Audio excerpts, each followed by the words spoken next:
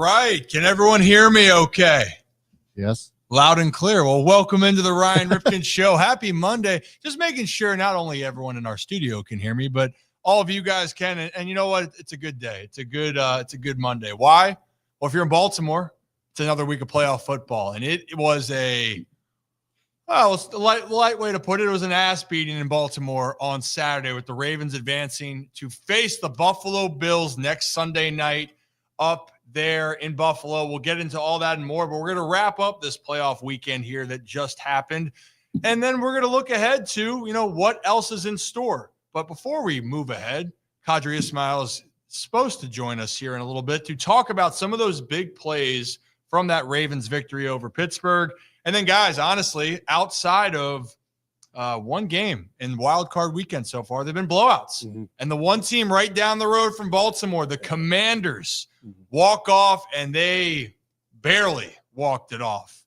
You could say by a foot, 6 inches of using the pole on the right side. If you're they say the glass half full. What is it? The pole half right, half wrong? I don't know what you're talking about. Poles and inches, bro. Well, you're going down that. I don't know. Look at that Fringe crew having a martini glass full of beer in hand to celebrate this playoff win. Hell you yeah. know what? Hell yeah. I'll get this little martini glass of water here flowing. But we got a lot planned for you guys. So if you're new to the channel, hit that like and subscribe button.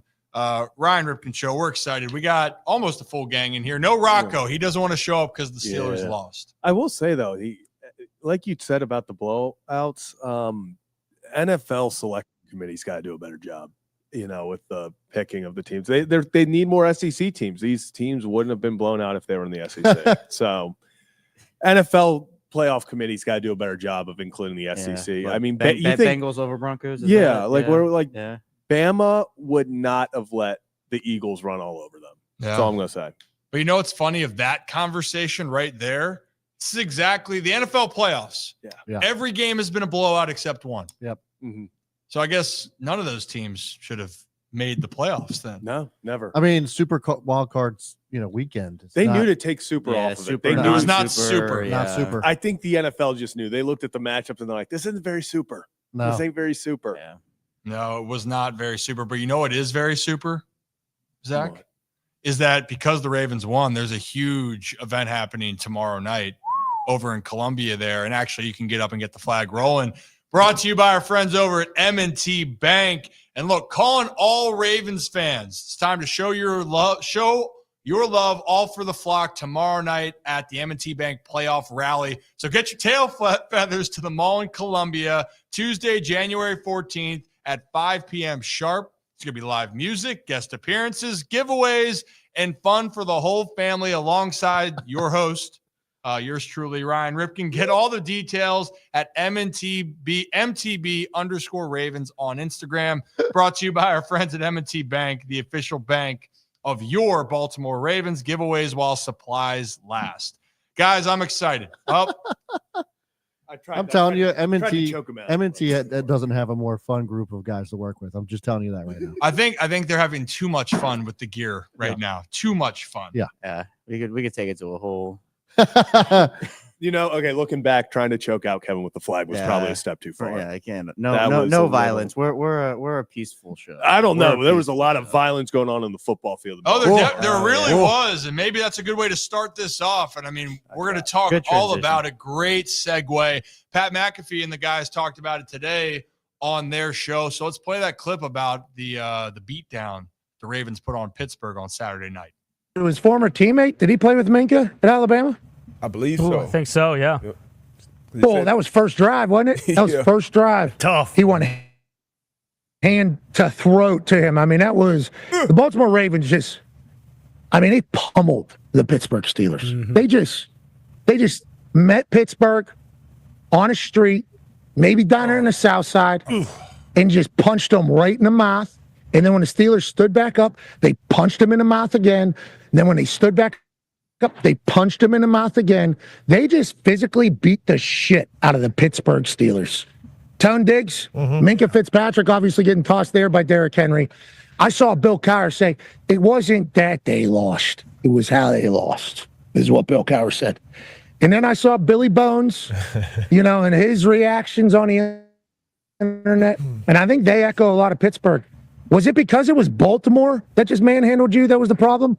Or is it that it was any team that just manhandled you guys in the playoffs and you lose yet again in the postseason that is drawing this massive reaction of they're embarrassed by this Pittsburgh Steelers team? Yep. They want change with this Pittsburgh Steelers team. And obviously we keep doing the Tomlin thing. This ain't working for where we want to go. No, it was embarrassing is a light word. I don't know if embarrassing is strong enough. And you said everything perfectly except for the only thing I'll disagree with you about is you said they kept getting back up. Nope. They the first time they got knocked down, they never get back up. Oh, they fall.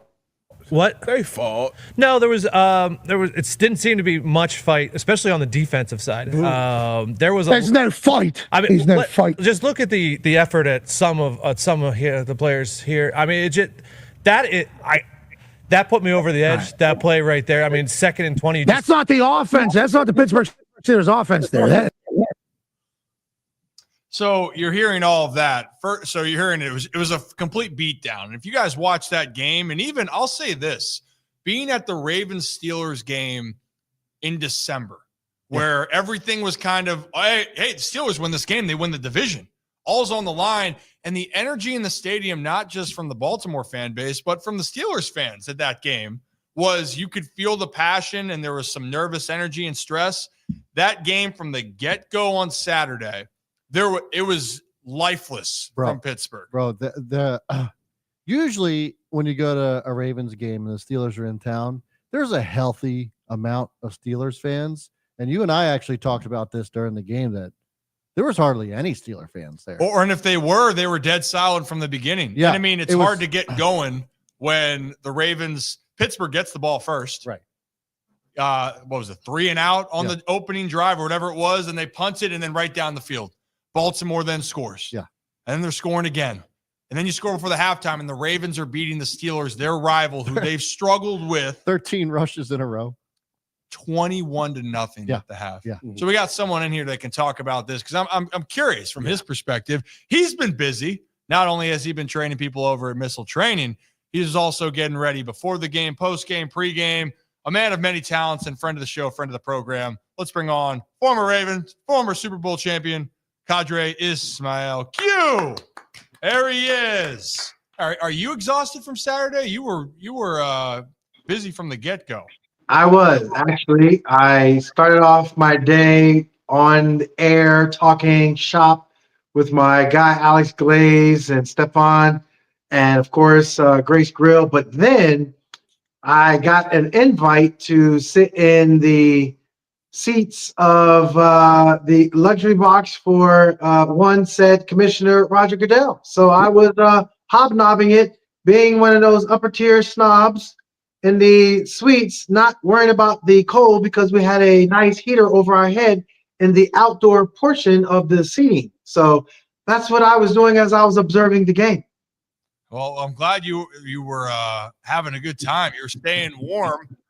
And then you just saw, honestly, Q, I can't remember a game where the Ravens have throttled Pittsburgh like that. No. In what was on the line in years. I mean, I'm not saying this was something that, fair to say, everyone here show of hands, like this is what people expected the Ravens to do to Pittsburgh. Yeah.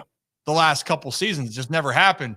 Q, there's a couple plays I want you to break down, but opening statement here. I mean, Baltimore left zero doubt of who was the team that was better and who was the one more deserving to advance to the next round.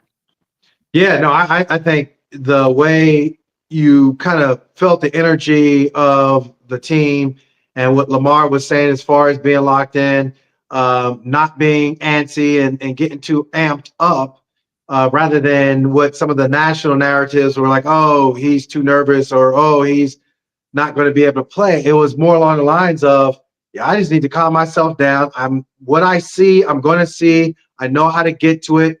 Let the game come to me. And I think even after the game, when he was saying how he just kind of chilled out and did the opposite of what he's done in years past, all that to be said, they whooped the Steelers' ass, like just straight up, just old-fashioned, take them out to the backyard, pull down your pants, get your butt whooped, and don't do it again.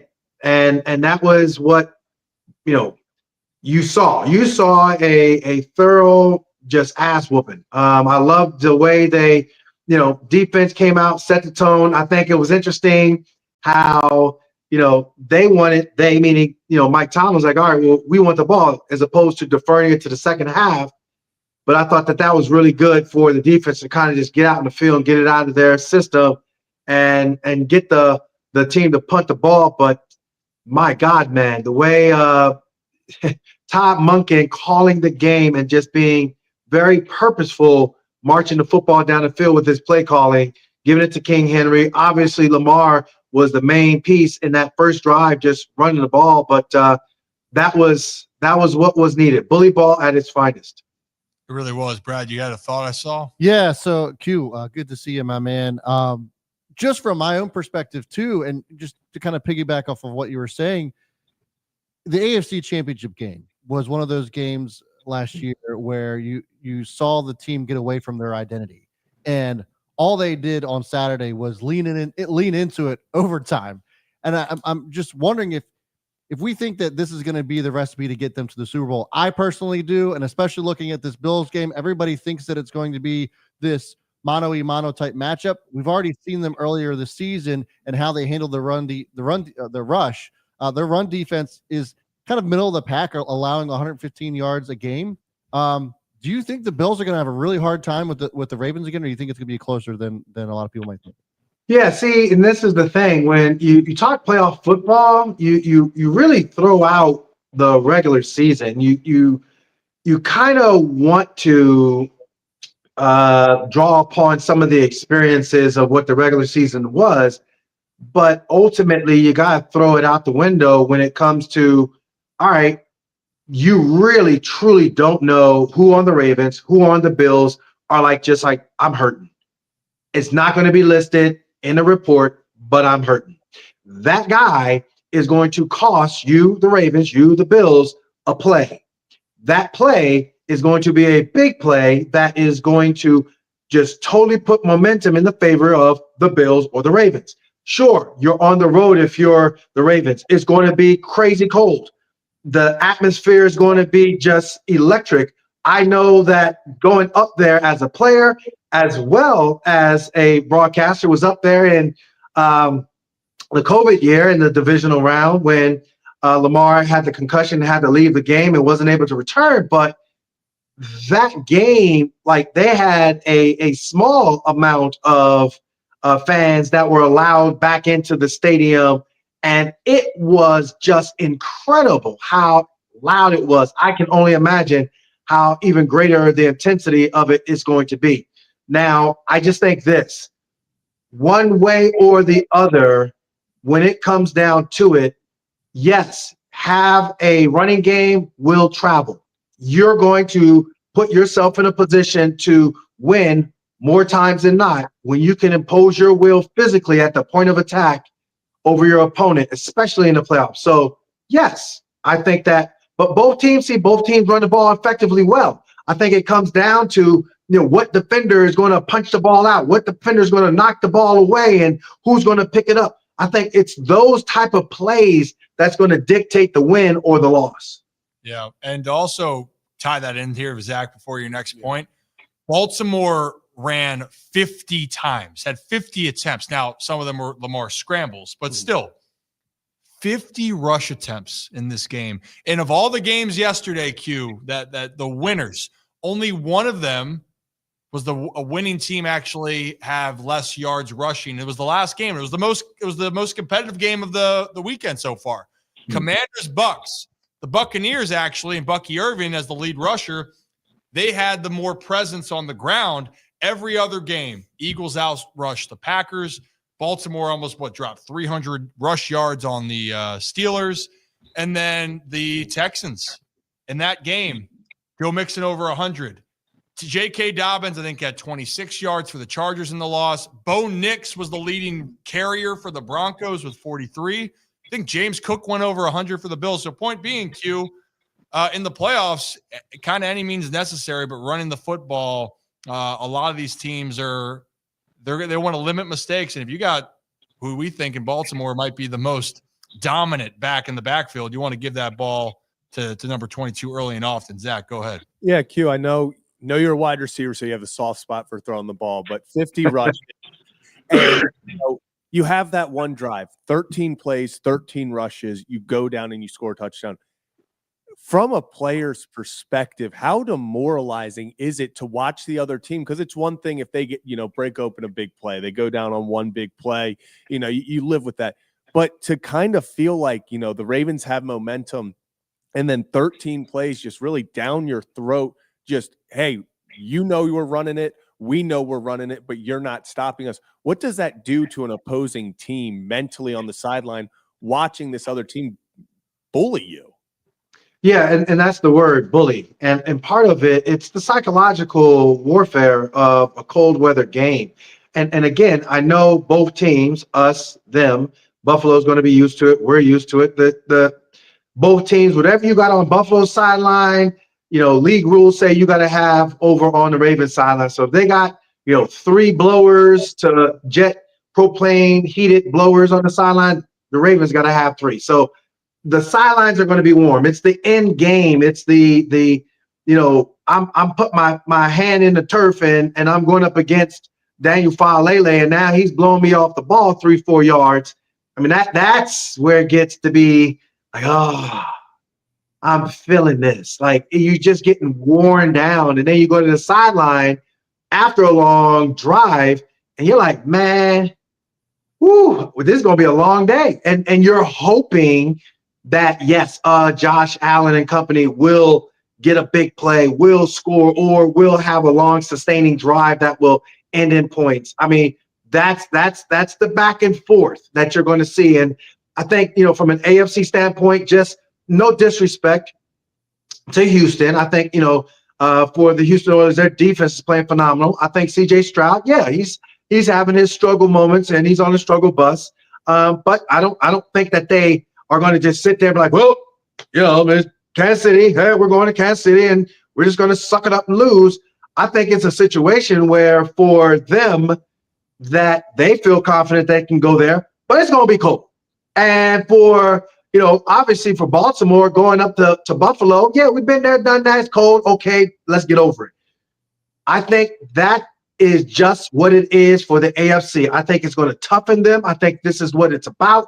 And I think whomever comes out of this AFC, like, they clearing the way have to be the favorites. And again, I think Jaden Daniels, hey, dude was awesome. I think, Jalen Hurts, been there, done that himself. But I think this AFC, my God, man, unless you just beating each other up, Houston and Buffalo and the Ravens and Kansas City, we all just, going back and forth with one another. Other than that, I am super amped for this style of play. There are going to be the big plays in the air. Don't get me wrong. There are going to be those guys that are going to make people miss, a la Mark Andrews, Isaiah Likely. But at the same time, yeah, this is bully ball at its finest. Yeah, and the other part too, Q, the weather, you just mentioned it. It's going to be cold up there in Buffalo. I think right now it's a high of 23 for next Sunday. So when the sun goes down, they're saying in the teens, wind chill, it's going to be frigid. And that's where teams are like, hey, we want to rely on the run game. Now, it's good to see some plays from the wide receivers. Hey, big play bait again. 3rd down in the red zone early on. Lamar throws an absolute dot. And Rashad Bateman, there he is again, making a play when he has to. But let's make no mistake. These games are going to be won and lost in the trenches. And when you have 2 of the most dynamic runners in the game in the backfield, a lot of things can happen. And Q, this kind of cues it up here for you to break down this one play. It's been out there on Derrick Henry's long touchdown that really, was the final gut punch, so to speak. I want you to break down and just explain not only the Lamar effect, but also just as a whole, how beautifully run this was on so many levels. So I'm going to pull up the play. I got it, Brad. Here we go. Okay. So let's do this right here. So as you can see, yeah, this is the one run here, and I'll let you take it from here. Yeah, with it interesting because, Derrick Henry is obviously to this tight end side. It's a strong side look as far as just formationally. Now you have to account for, yes, if Lamar keeps it, that I got to respect him going to that strong side.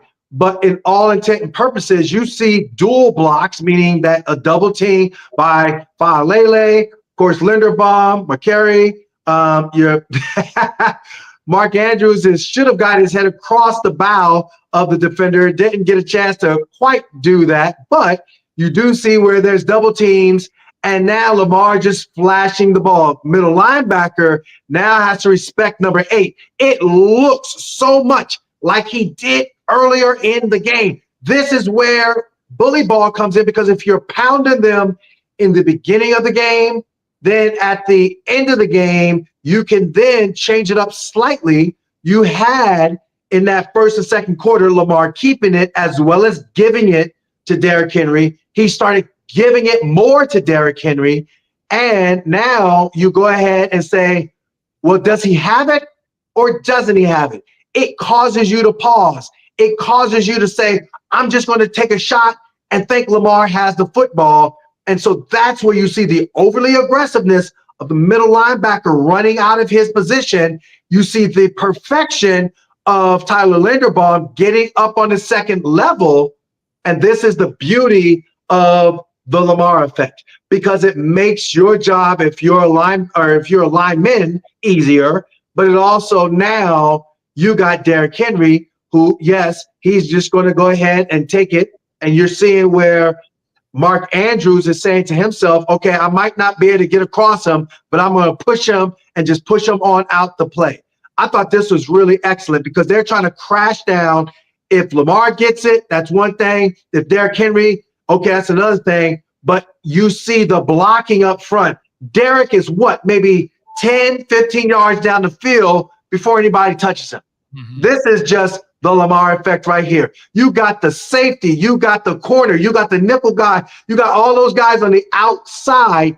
Pause, thinking Lamar has it. You got Tyler Linderbaum washing out Patrick Queen right out the screen. You got Mark Andrews just wiping his guy. I think Highsmith was thinking he was going to get a good cheap one, couldn't do it. And then this is, Derrick Henry being Derrick Henry. You put yourself in position, Tom Monken, first drive of the game, 13 consecutive plays, and you're running the football on them and being effective running the football. You pepper it up even more so than when it is in the second portion of it, bro.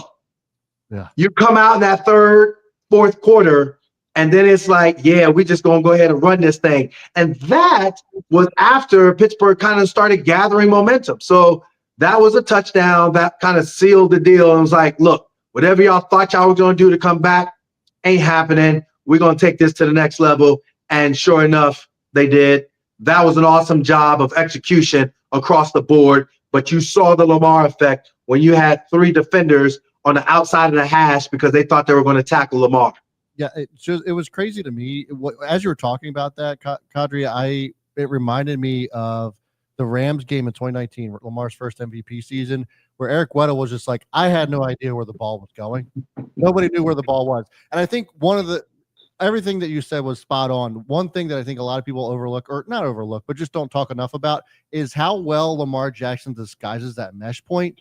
He just waits till the absolute last moment. Most quarterbacks, play action, whatever, they're gonna fake it off. Everybody kind of knows that it's a fake handoff, but Lamar he's so good at that mesh point. You really don't know until the last possible moment who has that ball. Yeah. The thing is it's the chemistry that he developed with Derrick Henry to be able to do that. And I think even, it's interesting. Justice Hill, he had some issues last year, kind of, got a little bit in the doghouse because he couldn't figure out the mesh point chemistry. But you see, even when Justice Hill is in a game, throughout this entire season, that mesh point, it was telling when Lamar was mic'd up and they had him on Hard Knocks. I think it was either Hard Knocks or the Ravens' own production with Wired.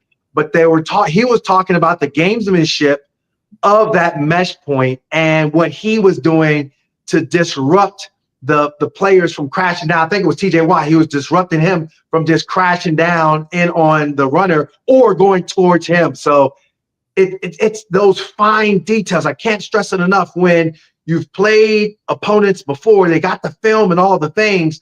It's what, as a detail like that, mesh point are you going to see?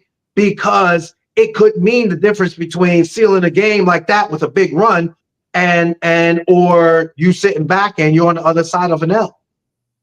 Yeah, and you know what? Also, it's really you're using the two dynamic runners to your advantage. Like, this is why they are so challenging. And when they have that chemistry where it's working together, they're already hard to stop when they aren't as, disguising it as well, right? Q, like they're already that tough, but then factor in the Lamar Jackson and Derrick Henry are who they are. And then, Kevin, early on in the season, we were hearing a lot of problems about a specific thing here. And I think the offensive line probably deserves a lot more credit as well, because this whole unit is on one at the moment. Yeah, Q, I'm glad you mentioned the offensive line, because it just felt like the whole year we've been talking about how early in the year there was some issues that they had to work out. I think they have moved past those pretty well. And Lamar and Derrick Henry, those guys are both Superman, but they can't do it all by themselves. They have to have guys opening up rushing lanes, protecting them.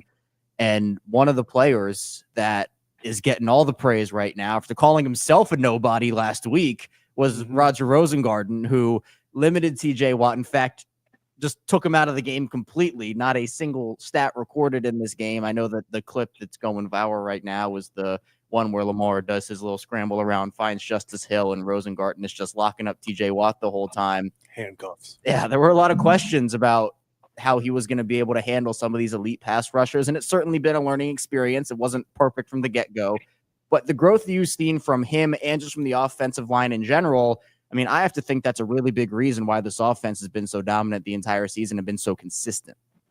Yeah, I think that's the key point, the consistency. I know I've been critical of the offensive line. I know that nationally, locally, regionally, we've just been like, man, if the offensive line can get it together, I think it's really a testament to the O-line coach. I think it's a testament to the guys to hold themselves accountable. I think it's a testament to the hey, we believe in one another mindset to correct whatever they needed to correct week in and week out. That is so important when it comes down to playing good football down the stretch. It's, hey, man, I believe in you. Hey, man, I believe in you. All right, what do we need to do physically? What do we need to do mentally?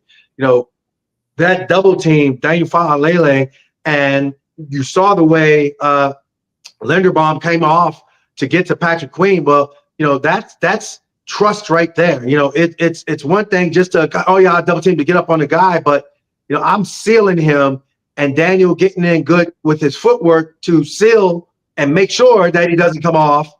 That is critical. Roger Rosengarten talked about it with Justice Hill and the way in which Lamar was having the freedom to scramble. The long-winded play that John Harbaugh, a.k.a. Todd Monken, whoever one of those two wants to take credit for it, whatever.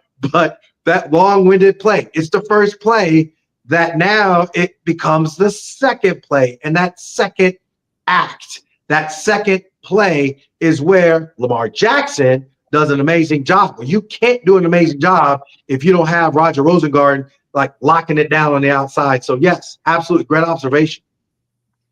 I mean, yeah, the offensive line. And look, this whole unit, and I know that's the cliche saying, Q, it just seems like this group is peaking at the right time. There's confidence in what they are doing, and they also have confidence on what they still need to do. Hearing Lamar talk about calming himself down, hearing Derrick Henry talk about after the game, hey, we need 3 more. Keep going to work. And then we even had Nick Moore on, and Kevin and Zach, we were talking with him on Saturday night after the game on Kevin and Zach Reacts. And Nick's just saying everyone is not satisfied either with, hey, you're happy you won, but that's what we're supposed to do. He said every single post-game message that a player made was, awesome, we won. Next week.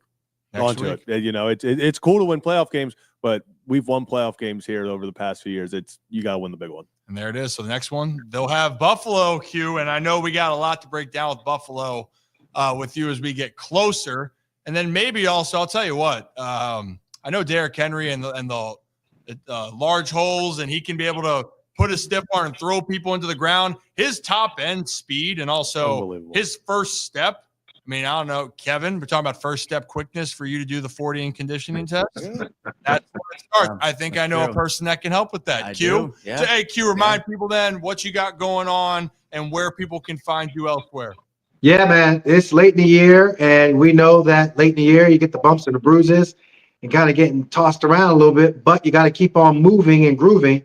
And if you are an athlete looking to, yes, be in season, postseason, preseason, off season, help yourself get better, missiletraining.com is where you're going to find me. Missiletraining.com. Doesn't matter the age, doesn't matter if you're 6 years old, all the way up to 84 years old. That's my oldest client. And it literally is all about human movement and sports performance. If you can do those two things, give yourselves that confidence to understand how to move and move effectively, whether it be heavy resistance training, whether it be conditioning, whatever it might be, I got you covered. Missiletraining.com. And then, of course, WJZ, you're going to check me out over there on Purple Pregame, breaking down all the Ravens action for you. Yeah, that's where you can find it. That's all Q's doing right now. He's just running around left and right, and then in the meantime, he is going to help our own Kevin Ostreicher. He was helping us. So we did take the stairs the other day. We took the stairs, 2 days in a row. But that day with you was my ass was. Yeah, I just read a report that you can extend your life literally 11 years by walking, and so you resistance by walking upstairs, exponentially. So you know what? Q, keep this in mind. Next time you come home, we need to have like one health fact of the day or one thing that you need to know from Q. I like it. We need that.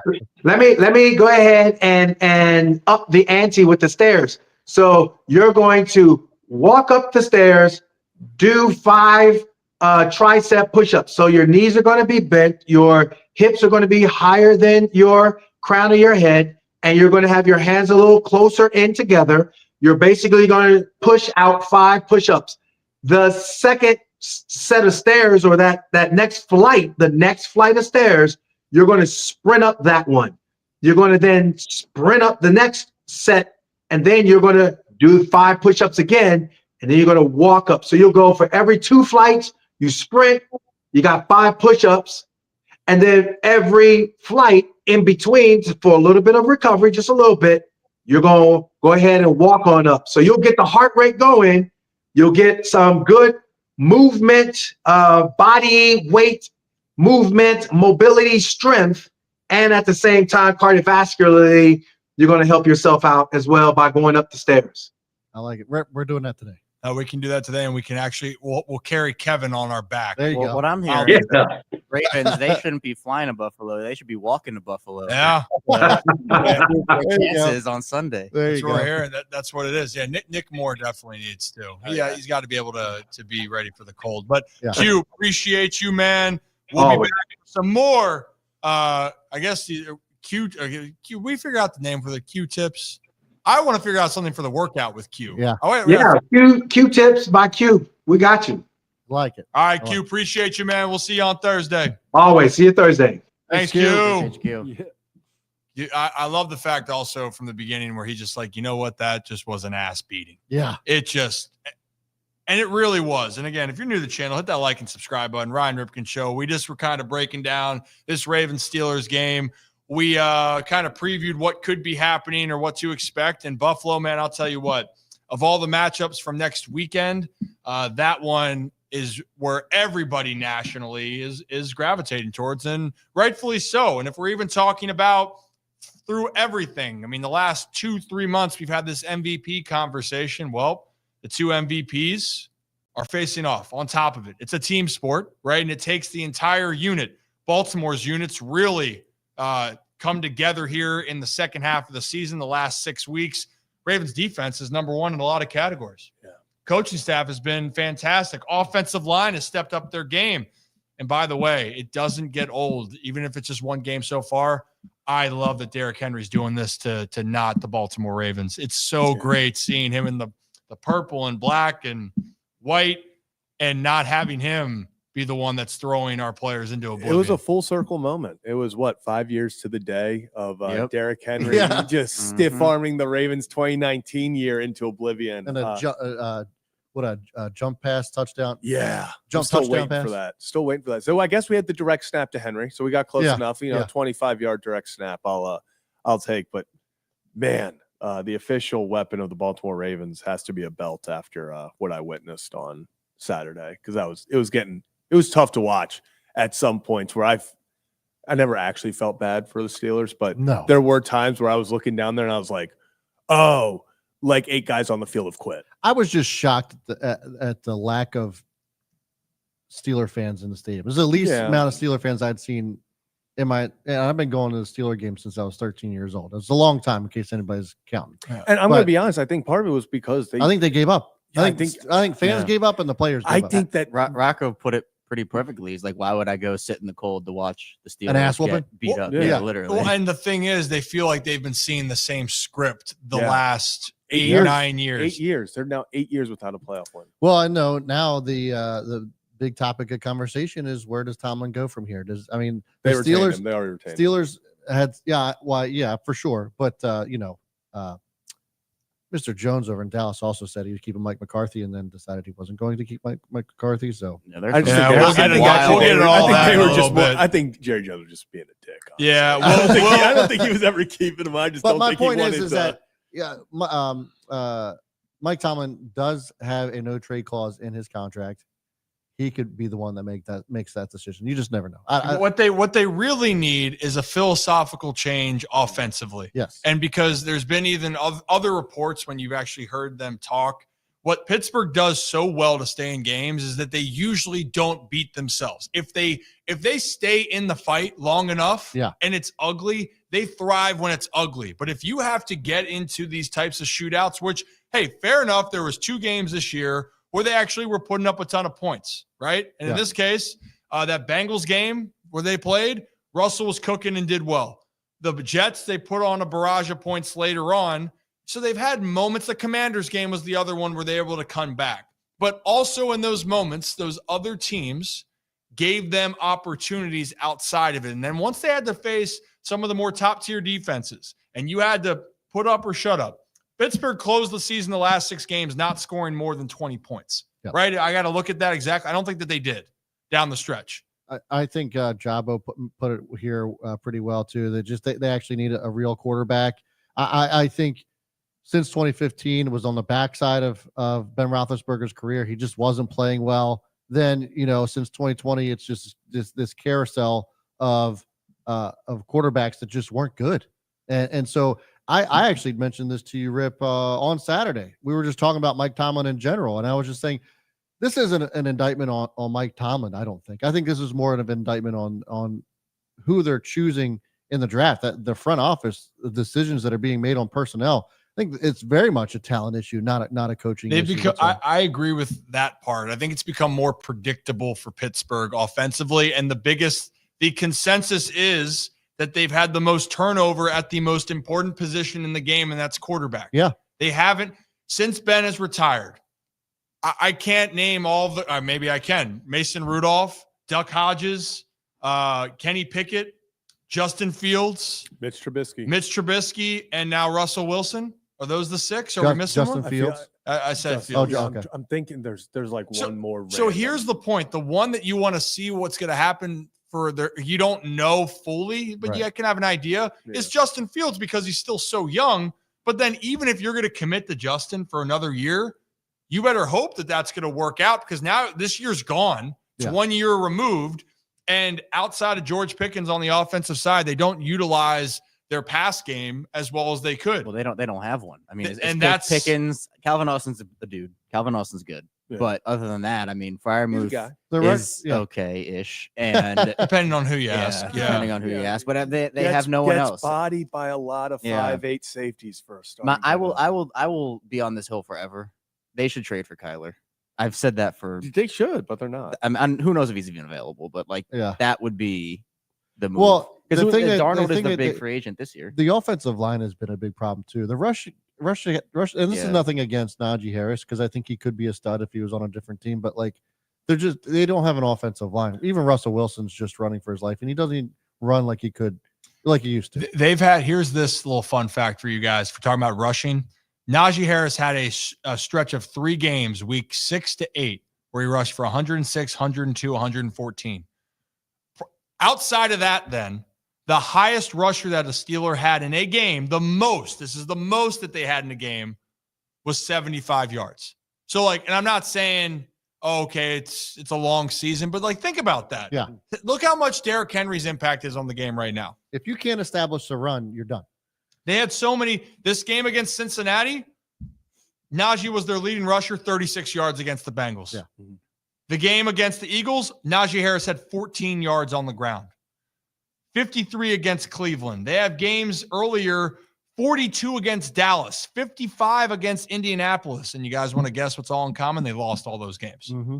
The games that they ran for over 100, they won pretty convincingly, but they did play the Raiders, the Jets, and the Giants. Yeah, consecutive Steelers' weeks. offensive line was beat up. They also lost Fautanu for the year, and they were beat up there. But I think Najee, some people respond well to getting their 5th-year option decline. Other people don't. I don't think Najee responded very well to it, in my opinion.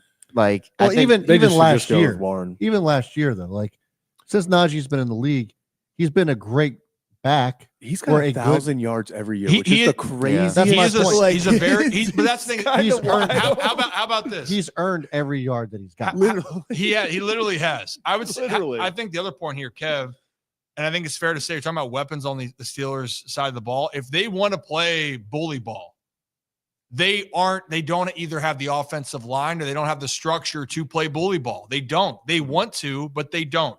Najee was a great one, but if you want someone else to do it like Jalen Warren, well, you either need to find a way to get Jalen Warren the ball more, or you need to go and get somebody else. Here's the Lions case. The Lions have a stud wide receiver, right? They got Amon-Ra, 4th round pick, right? Fourth round. No, pick? he was second. He was second. He was, yeah. I it was thought the- Amon-Ra went later than that. I'm pretty Wait, sure am he's I- 4th. I think I've gotten this wrong. You have, Yeah, And because I was gonna say I'm convinced Amon-Ra was a 2nd round pick. I think he was a 4th round pick. I'm very positive. I'm going to on go that. in the middle and say he's 3rd. Just because I Just want to 'cause be, we're- just- I want I to be am- different. I want to be different. 4th round 2021 draft. Yep, because they were 16. Yep. So my point is, so they hit on that, but to this day, Wrong. wrong. But to this That's day, on me, guys. till this day, what do the Lions do extremely well? They run the football. Mhm. What they say, they go, oh, we have David Montgomery, but we have this dynamic weapon of a back that we took in the middle of the 1st round, and that's why they went and got Gibbs. Gibbs is a stud.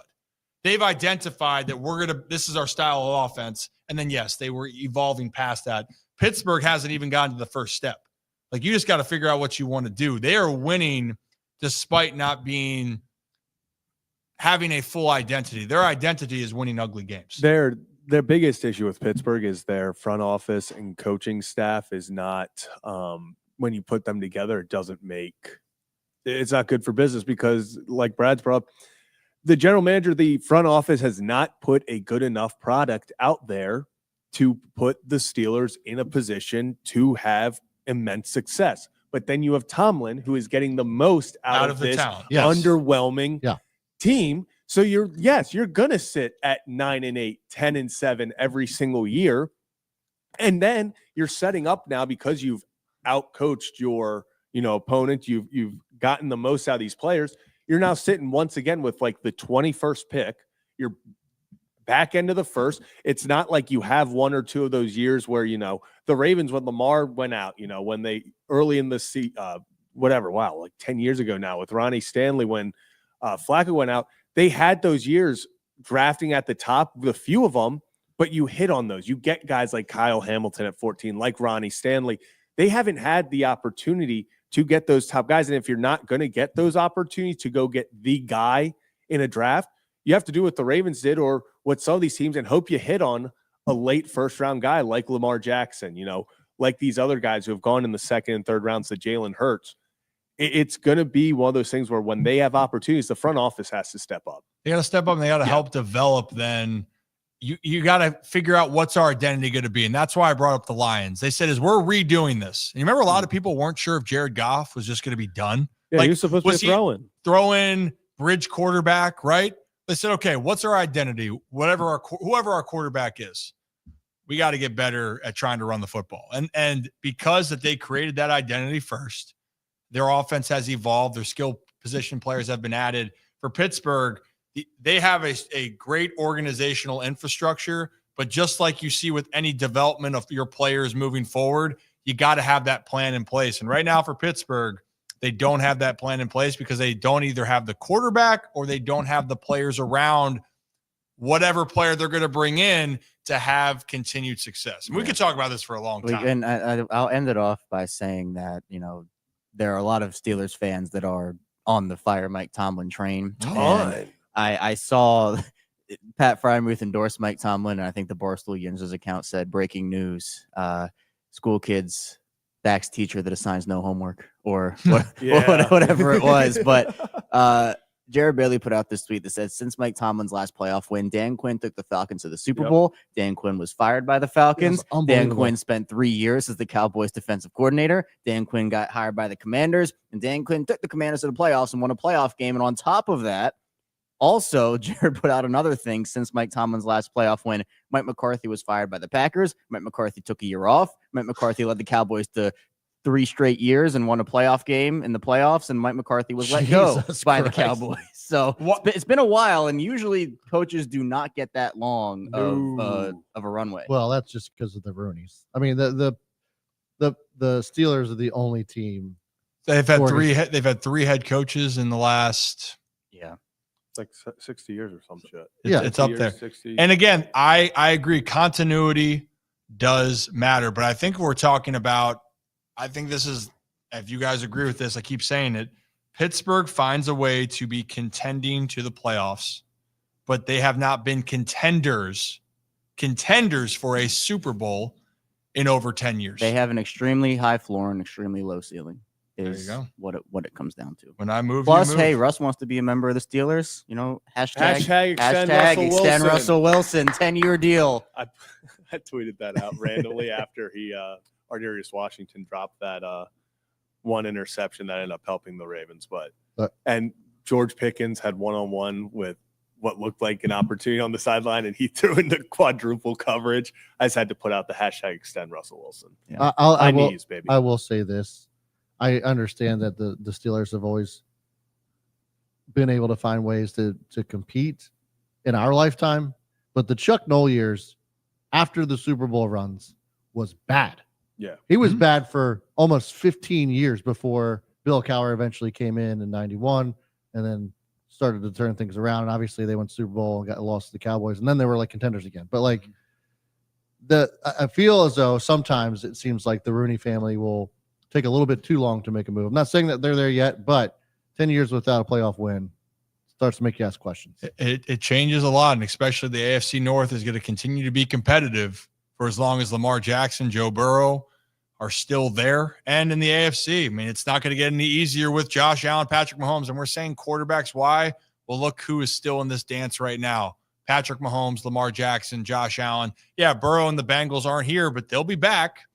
And CJ Stroud and the Texans, this is the same 4 teams. And you could say CJ might have taken a little step back this year, sophomore slump. Same 4 quarterbacks from last year, same 4 teams. Yeah. So the quarterback play does matter. And to close that out, they're saying priorities. Pitt's defense is the most expensive. And the reality, TJ Watt, one of the best players we have seen in our time in the league, that he's been in the NFL, has yet to win a playoff game. So, new to the channel, hit that like and subscribe button. Ryan Ripken Show. We're live every Monday and Thursday at 3 p.m. Eastern time. And we do it before every Ravens game. So Sunday we'll have a pregame show going then. And we also are doing our MLB Happy Hour Hot Stove, which we will have a little baseball conversation here at some point during the show. But it is a heavy football show. Why? Well, NFL Wildcard Weekend just happened. And for Ravens fans specifically, if you are in the Baltimore region, then, Zach, we're going to have to see some people tomorrow night over in Columbia. So, calling all Ravens fans, show you're all for the flock tomorrow night at the Ravens Playoff Rally brought to you by M&T Bank. Get your tail feathers to the mall in Columbia Tuesday, January 14th at 5 p.m. sharp. Enjoy live music, guest appearances, giveaways, and fun for the whole family alongside your host, yours truly, Ryan Ripken. I will be there, and get all the details at MTB_Ravens on Instagram. Brought to you by our friends at M&T Bank, the official bank of your Baltimore Ravens. Giveaways while supplies last. We got some great. I'm seeing a lot of hate. You're also upside down still. Oh, am I really? God damn it, No Zach. way. Well, I get it. Look, I should be the new flag holder. I have it. Kevin had it right. Can And Zach this is get not any the worse this is at not this? the first. This is not the first time either. You know what? That was. It's that's all. You're me. also. It's still wrong. no. Still the other way. There you go. One more time. There it is. Hey, That's it. good job. There you go. We'll see you tomorrow, baby. All for the flock, baby. All for the flock. Brought to you by our friends over at M&T Bank. And guys, I think it's a good time. We can keep this moving as we need to go around the NFL a little bit here as we get ready for Nick Moore to join us. I want to bring up too, as we're paying the bills here, for anybody to sign up for the Rips Good Kids, join the channel membership, hit that join button next to subscribe. Anything that you guys put back into the channel, we put back into the studio equipment, and now we need a new stool. Yeah, what happened over there? Yeah. Loud crunch. You got a little frisky Yeah, over I there. want to crunch. adjust my stool, and, Oh. and then the foot thing Oh, just snapped. I almost died. I was right in very the middle of the street. confused. Man, your workout challenge is really doing you good now. Bro, isn't it? You're Yeah. very brave. I don't know if it's that or if it's just telling me that I'm still fat. Could be all- Am I still fat, or is this just because I'm getting stronger? Nah, I don't know. it's the story that counts. muscle. You're strong. You're strong. Muscle weighs more than fat. Either way, hit that join button next to subscribe because now we need a new stool. And you know Oh, what? look at that. Hey! Yeah. Just like that. Appreciate you. That was tough right there. But Yeah. we will work on getting the stool. But Brad's right. Everything we do goes right back into the studio to make this better for you all. We're based out of Maryland, but we're going to be covering so much during the baseball season and obviously covering football. Those are our main two sports. But we care about our community. We have other things planned for our community and specifically for our channel members. So click that join button, be a Rips Good Kid or be a Holy Shirts and Pants member. Appreciate each and every one of you. Now let's take a ride real quick. Oh, Laura, all for Brad's news. Look at Hey! Yeah. Thank you, Laura. Thank you. appreciate you for Brad's new stool because his muscle weighs more than fat. Yeah. Proud of you. Oh, thanks. But Man, Justin, we're gonna- oh we're my gonna- God. Break the stool more often. Break the stool more often. For anyone that didn't, Justin, you're the man. We're like halfway there now. yeah, I was watching it or I was listening and heard a whoosh Yeah. over there. I'm Yeah. like, Dude, Yeah. what the hell's did Brad just drop so? I literally something almost over there? fell on my face because, Um, I was using it to readjust, and all of a sudden, snap, and then it fell right off. Oh, it had a good run. I'll tell you what. Every time I sit in one of those, I think it's the same one. The same one, yeah. Yeah, the ventilation. We might need a different stool. It gets a little bit steamy. I'll be honest here. That's why I have to stand up more. But guys, let's take a ride real quickly then around the NFL on our Adams Jeep of Maryland. Adams Jeep located up in Aberdeen, and Zach, over or under 7 seconds. Over. Under. Under, baby. Under. Hit the under. That was Oh, crazy. it was On close. 7. That's the tie. We never started the countdown. I think it was right at 7. It was but right at 7. I had the fingers. But Adams Jeep of Maryland up there in Aberdeen, 5 minutes from the Ironbird Stadium. And look, if you're looking for a new car or a used car, go check out our friends up there. And that's adamsjeepofmaryland.com. And if you're interested in what they got, go to that website at adamsjeepofmaryland.com and pick what fits your price range. And then if you go up there and you buy a car from them, tell Chuck and Matt that you love the Ryan Ripken Show or that Rocco sucks, and you'll get a gas card up to $1,000 with purchase of that vehicle. So we appreciate our friends at Adams Jeep of Maryland. And if you need anything customization-wise, they are the go-to people.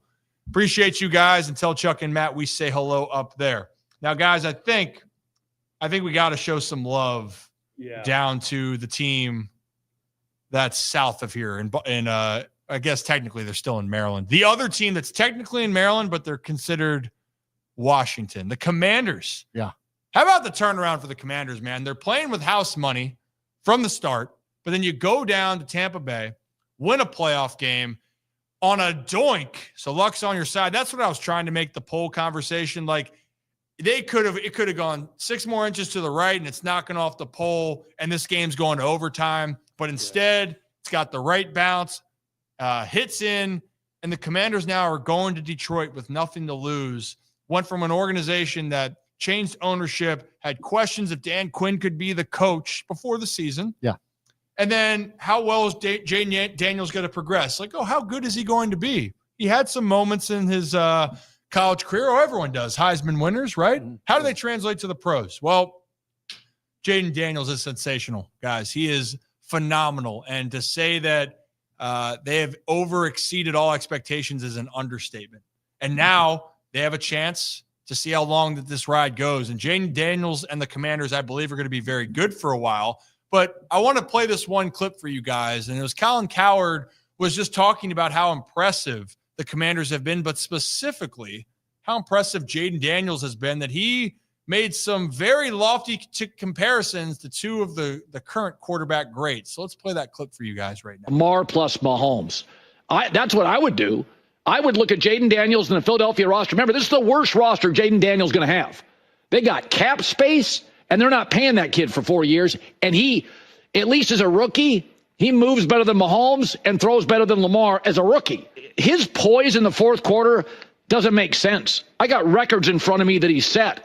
And here's the thing. The NFL gives you an all-time quarterback legend about every 6 years. And I'm talking Peyton Manning, Elway, Mahomes, Favre.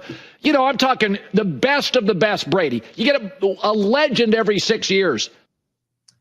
Legend every 6 years is what Colin's saying, which, honestly, we can look back at that. We've seen some good quarterbacks here been developed here over the last 6 years. And I guess for Lamar Jackson, the draft was 2018. Yeah. 2024. Yeah, I mean, we see Jaden Daniels. 17, 18 was Mahomes, Lamar, and Josh Allen. So pretty, not, you know, I guess that 6 years was just very good for us. Yeah, you know, it was sensational. They'll say, Sensational. but the bigger part here was hey, Baker's also in that draft class. Sam Darnold's also in the draft. Not to say they're legends, but they're also, you know, playoff team. One hell of a draft class, like truly 17 and 18. I mean, truly, it's been great to watch. What has also been great to watch is how well Jaden Daniels has played, and unbelievable. And I will say, look, Colin was specific, saying he was better than Mahomes and Lamar as a rookie. He said for both as a passer, right? Was it Mahomes and Lamar? Yeah. He said he moves better than Mahomes as a rookie, which I mean, I thought that's where I was getting. I thought it was Mahomes, that was an interesting. I was like, Mahomes not really a threat, and he said he throws better than Lamar did as a rookie. It seemed like it could have been a little bit backwards there on that. But the point being, what he's trying to say to those quarterbacks, their first year. Yeah, I mean, the first year seeing those guys as starting quarterbacks. Well, if you're counting Lamar entering the season in 2018 and consider that his rookie year, then yeah, absolutely. And I mean, Jaden Daniels, guys, I think he has the ability to be a top 5 guy. In some cases, they win next week and they keep going. People might already throw him into that category, whether that's fair or not. He deserves it. Yeah. He absolutely deserves it. One thing, though, he's got to be a little bit careful of. Did you guys see him get absolutely smacked out of bounds on that one hit? That's the one thing that I'll say is different between him and Lamar. And this is what scared me about Anthony Richardson. We saw this with RG3. Lamar knows how to like take a hit without getting seriously hurt. Yeah. And that's one thing, to your point, that I do see that key difference is that he will lower his shoulder and not give 2 shits about it. He got smacked. Yeah. But he got up. And like the thing is, you see him get back up and you're feeling exciting. And he has that type of the one comparison I like to do with him and Lamar is not comparing, they're the same quarterbacks, but their elusiveness, when it gets to a point where you think that you have them dead in the water, it seems like they hit another gear. Even on the 3rd and 1 play that ended up setting up the game-winning field goal, it looked like Jaden was going to be stopped, or maybe they were going to get him before he could get back to the line or pick up the first. And all of a sudden he turns the corner and picks it up. And you're sitting there like, well, damn, that's the comparison I see with Lamar and him. Yeah. It's just that when you think you have them, that you don't. They're both excellent quarterbacks. And Lamar, I mean, honestly, guys, he has a chance to be an MVP for the third time here. Lamar's still in his own category in my mind because Jaden's still going to have to do it again and again and again. But if you're the Commanders, man, I genuinely am happy for them and the fan base. And I mean, even I love the Ravens. We all love the Ravens. Yeah. I love watching them play. Me like too. It's fun. Scary Terry. Dude. I was just about to say that. Holy hell. Imagine Lamar Jackson, his full first season, 2019 with the Terry McLaurin. You know what I'm saying? Like Willie Snead, shout out, but like he is not Terry McLaurin. So like if you could just imagine Lamar having a wide receiver one like that, I think that you can almost make the argument Lamar ends up having an even better season than Jaden Daniels would have. If you're gonna really make the comparison. Yeah. Well, and again, I'm not comparing Jaden to Lamar in that case. And I see some comments in here about let's see him how he is next year, and when there's more tape on him, like they did CJ Stroud. Again, to do it in any league at the highest level, you gotta show up and do it over and over. That's why I'm still saying like Lamar's still up here. Jaden, I'm not going to put him in that category. No. Potential to get up here, 100%. potential's there, but you got to do it. He is so fun to watch. So fun to watch. I mean, this is the thing right now, wild card or divisional weekend. You get to see Jaden Daniels. You get to see Josh Allen and Lamar face each other, right? Yeah. You're going to see a very explosive offense with the Lions, but different quarterback play. It's just a fun time. Like, even I know people are down on Jalen Hurts. Jalen Hurts is right there again. He's doing his thing, came back from the concussion. There are some really great players, but of all the quarterbacks left, seeing on them, how could I forget the quarterback that's won the Super Bowl the last 2 years? Mm-hmm. Patrick Mahomes, CJ Stroud, then too. Like, it's an awesome list. Matt Stafford. Matty Stafford tonight. Yep. We'll see if they advance. Yep. Yeah. Sam Darnold could be or should be win the comeback player of the year this year. But what are we going to talk about that? Because I have thoughts about this game. About this game, let's save that for a second because I think the other pressing news with all the excitement around.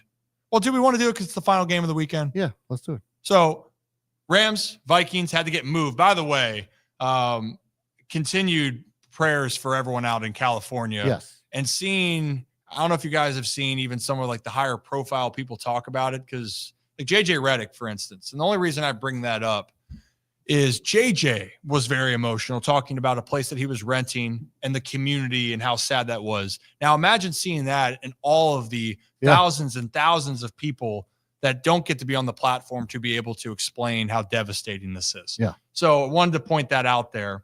So hopefully thoughts and prayers, and for those that are willing to help, should help. And these fires still aren't contained, which is just great. It's wild. It's wild. But in this case, for this game, they had to move the game. You had to move a home playoff game where now it's a neutral site. You're going to Arizona, and shout out to the Cardinals being willing and able to do this.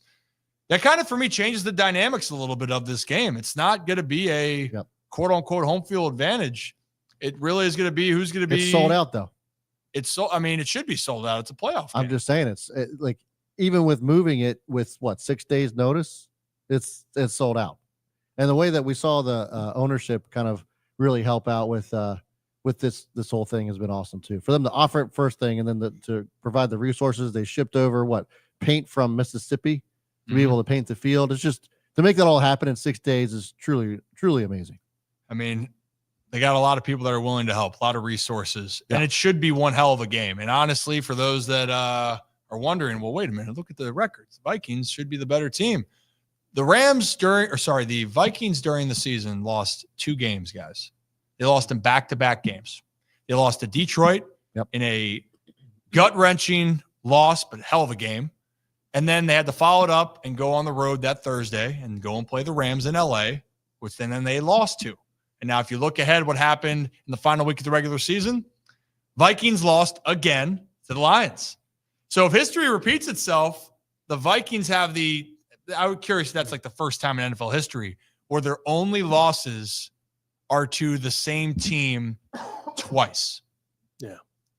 Like in the playoffs, like that, and in consecutive ways. It would have to be a 2-game losing streak that would end the Vikings season. But what do you got, Brad? You had some thoughts on this game. Yeah, so the Vikings are favored by 2.5 points.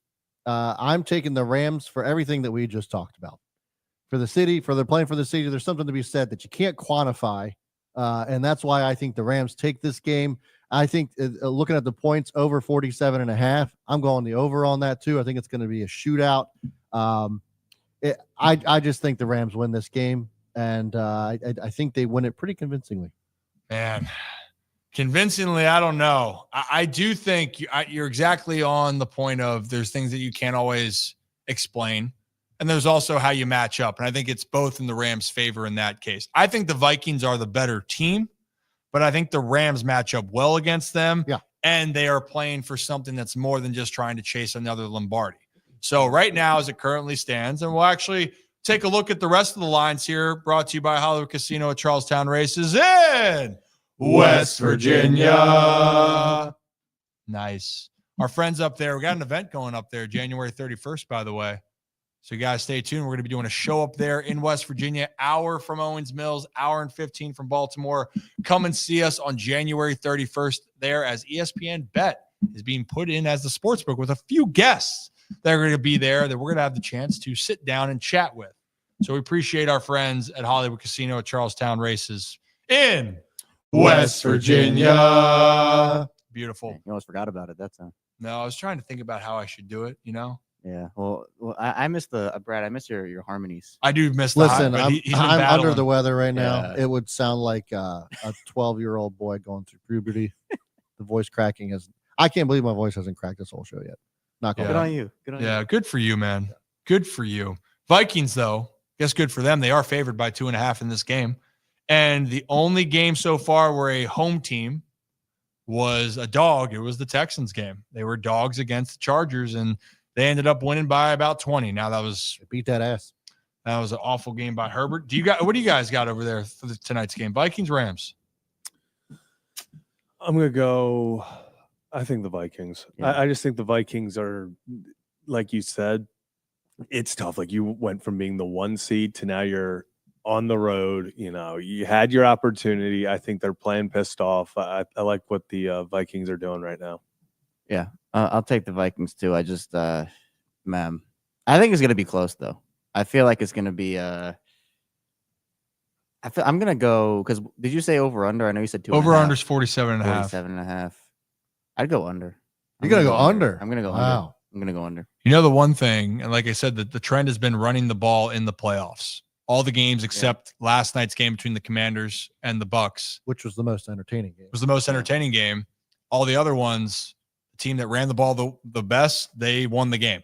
They were the most efficient. All the teams across the board here. And there was a drastic drop-off in those wins as far as the leading rushers, in rush yards. Josh Jacobs was the only one who got above 50 yards in those losses, except for Bucky Irvin had 77. But the earlier games, I was saying, he had 81, but then the Eagles doubled that with Jalen and Saquon Barkley. So just the context of it. But should be great to see. I am excited. I'm ecstatic about it. And then we'll move on to the wild card division, or we'll move on to the divisional round. To close out the wild card round, Justin Herbert had the worst game of his career. He had 4 interceptions in one game, which I think he had three the entire year. Yeah. Not saying everything all was his fault there, but a really bad time to not play well, to say the least. And also the comments, did Rex Ryan throw it out there saying it was a bye week for the Chargers? Rex Ryan talked Yep. crazy about that And game. what did D'Amico Ryan say in the clubhouse after the game in the locker room? He was saying, "Oh, I thought this was their bye week." Yeah. Talk about Yeah, bulletin board material right there. Don't you? And this has happened to the Ravens before too. Don't you hate it when you say everything right during a week as a team, but some national media member comes out and says something crazy, and then Just outlandish. your opponent hears about it, and you're like, "We did everything right. We Yeah. didn't say anything. If it was I'm- this guy." If I'm Yeah. Jim Harbaugh, I am cussing out Rex Ryan. Yeah. I'm sending him a bag of dicks. if I'm Jim Harbaugh, being like, what did I do to deserve that? Thank you. Yeah, Yeah, Rex Ryan's punishment was being eliminated from the Jets coaching search. So Yeah. Is that actually out in the open now? I think that's Yeah, it's a he did report not. that he's already out. Yeah. That was a fun thought. though. Coaching searches are crazy this year. Apparently, Jason Witten is a candidate for the Cowboys job now. So yeah, Look how maybe long- we have to We talk doing the about Jeff this. We Yeah. doing Jeff Saturday to Indianapolis all over again. We're just getting Yeah. Jason Witten. Jesus Christ. I would say, look, you never know which fits are going to work, right? And for like Rex Ryan, by the way, for going to the Jets, he had success there. Heck, that's the last time they had success for the Jets. Yeah. Actually. 50 Marky Mark. million years Marky ago. Mark. Marky Butt Fumble Mark, Sanchez. But they had an identity, run the football, play tough defense, and they did it well. Where Revis Island came from. Baby. They played extremely well. So it looks like he could be out of it, but you can see why there. But Mike Vrabel, going back to the Patriots, everyone could have predicted that because Mike Vrabel was a Patriot, and it was just honestly, it's like, why didn't you just hire him when the season ended last year? Because they promised Gerard Mayo. They promised Gerard Mayo and put him in a lose-lose situation, unfortunately. And I felt terrible for him. Too. And now Vrabel's the coach there with the Patriots. But then there's this Mike McCarthy situation, right? And you mentioned some comments about that, Kev, about what's happened in the Mike Tomlin timeline of not winning games in the in the playoffs over the last 8-9 years. So Mike McCarthy, just like Tomlin, is a very damn good coach. I don't care how you feel about him. He's a very good coach. I think the bigger problem here with what's happening, if you guys saw the reports, Mike McCarthy and the Cowboys could not reach an agreement, and they're moving on from each other, right? That would be fine and dandy if it wasn't just last week, the Bears requested the right to interview Mike McCarthy, right? Is that correct? We see that? Yeah. Just a week ago? Yeah. Yep.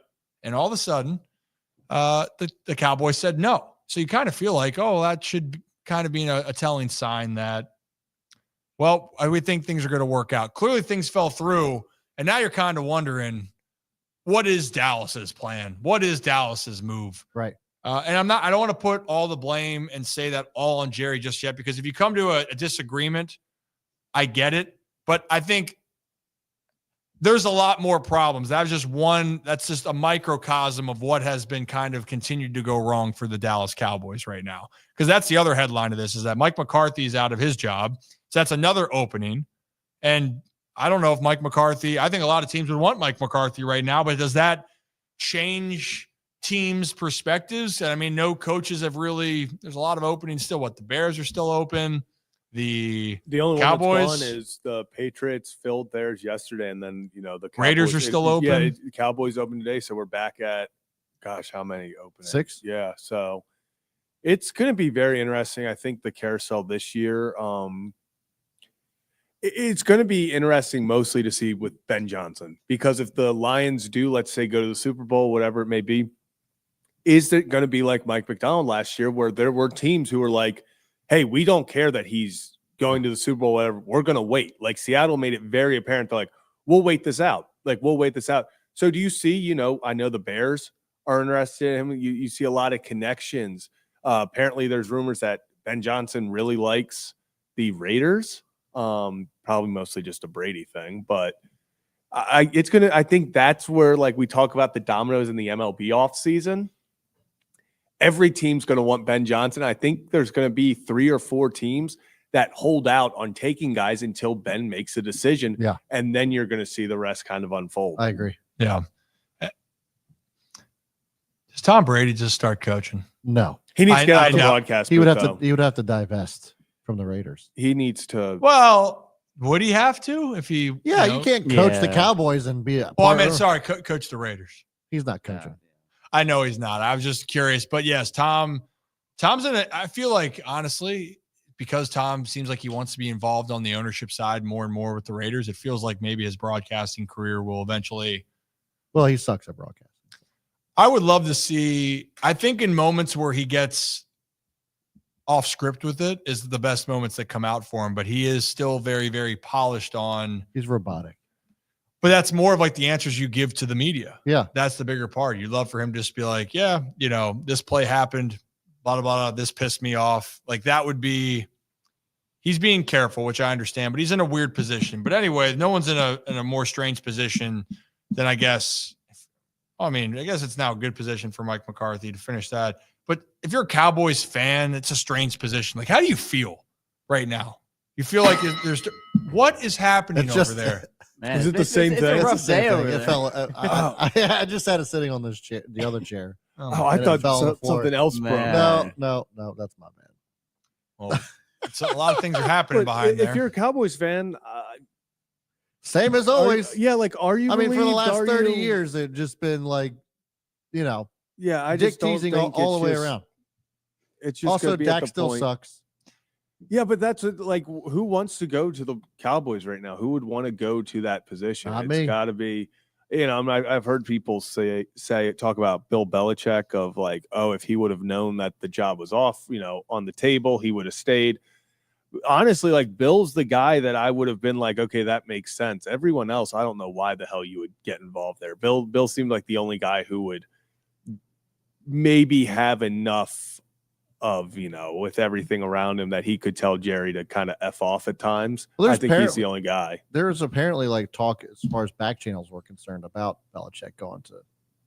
I saw some sort of report about. Oh yeah, I mean he can buy out of his Belichick. UNC. Yeah. No. I meant like before taking the UNC job. Bill Belichick's not going anywhere other than UNC. No. But he should- beforehand, yeah, he should. there was like some sort of chatting between his camp, Yeah, Dallas's camp. There were some conversations, no doubt about it. I think to your point, in Dallas, do you want to feel like you're able to fully manage the way that you want and coach, or is it going to be somewhat micromanaged, or you feel like your hands are going to be tied, both from a financial standpoint, from the cap space that you're going to be dealing with, and also if you want to run things your way, your specific way. And like the thing for Mike McCarthy, I do like Dak.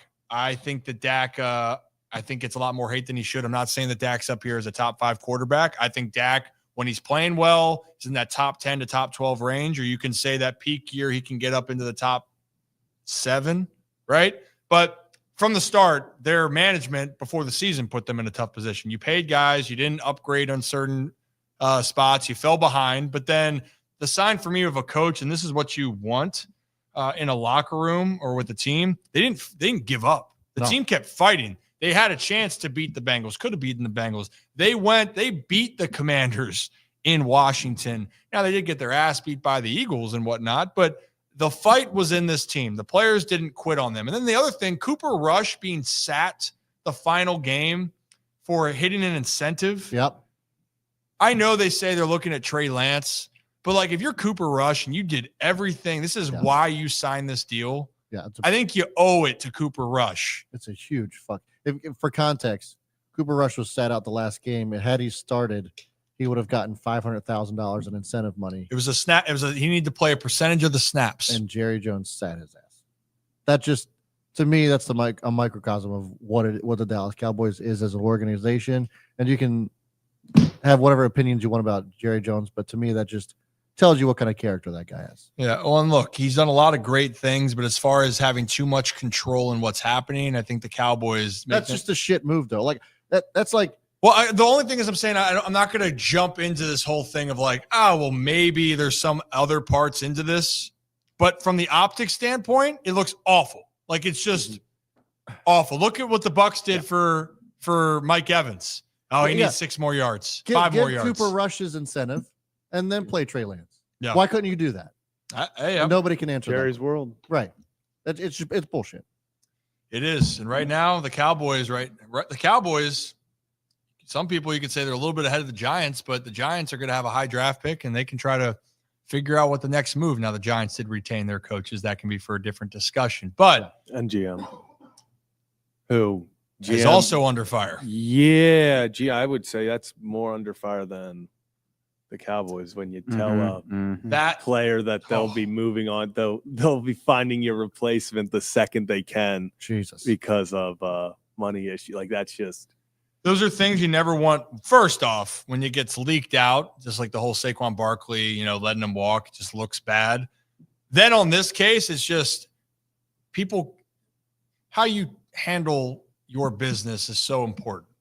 That's really it. Even if you have a disagreement, there's the ways you want to handle your business. And right now, the Giants are going to have that kind of voodoo hanging in going into a season where the team didn't seem like they had much besides the Drew Lock game. They faced a Colts team that didn't have a lot of fight. But the other games, it was a embarrassing year for the Giants. Yeah. Embarrassing year. And you kept a lot of those people in house, which, Kevin, what was the one quote you said about all the teams that fired their coach in the was this about the NFC East? I mean, obviously, the Eagles are doing well. All 4 of them should have fired their coaches, and only one of them did. And Sirianni, it's worked out, but it almost backfired. Yeah. It almost Early in backfired. the It year was was not close. looking good. It was No. close. But then the Commanders now, they look like the team for the next 5 to 6 years that could be in a great position to be very good. So we could go on and on and on about that. I think that was all of our football conversations. Am I? Oh, yeah, I think I so. I have think so, one other yeah. football conversation as a part of Zach's internet search. Oh, Yeah, it goes hand in hand? Or yeah. should we, is it time to Yeah, switch real it over to our fast, browsing history? Just to give a quick backstory to the whole Giants thing. So Nick McLeod, a cornerback for the Giants, before week 4 game against the Cowboys, the Giants asked McLeod to just take a pay cut from 1 year, $2.98 million. And then they wanted him to take a pay cut. Obviously, McLeod's like, no, I'm not just taking a pay cut. Like, sorry, like mid-season, I'm not just taking a pay cut for you guys. And apparently it started out some very interesting things. And according to multiple Giants players, Schoen told McLeod's representatives, don't pay October's rent, all right? As soon as I can replace him, I'm going to replace him. I'm not fucking around. Jesus. And then he hung up. Listen, if that's true, just to kind of finish it off, and the Giants once again just kept him, like they are not going anywhere. No. Because what agent is going to be like, even if you're not a top end guy, and even the Saquons of the world, we see what happened there. Why would you want to deal with the Giants right now at all? Mm-hmm. It matters.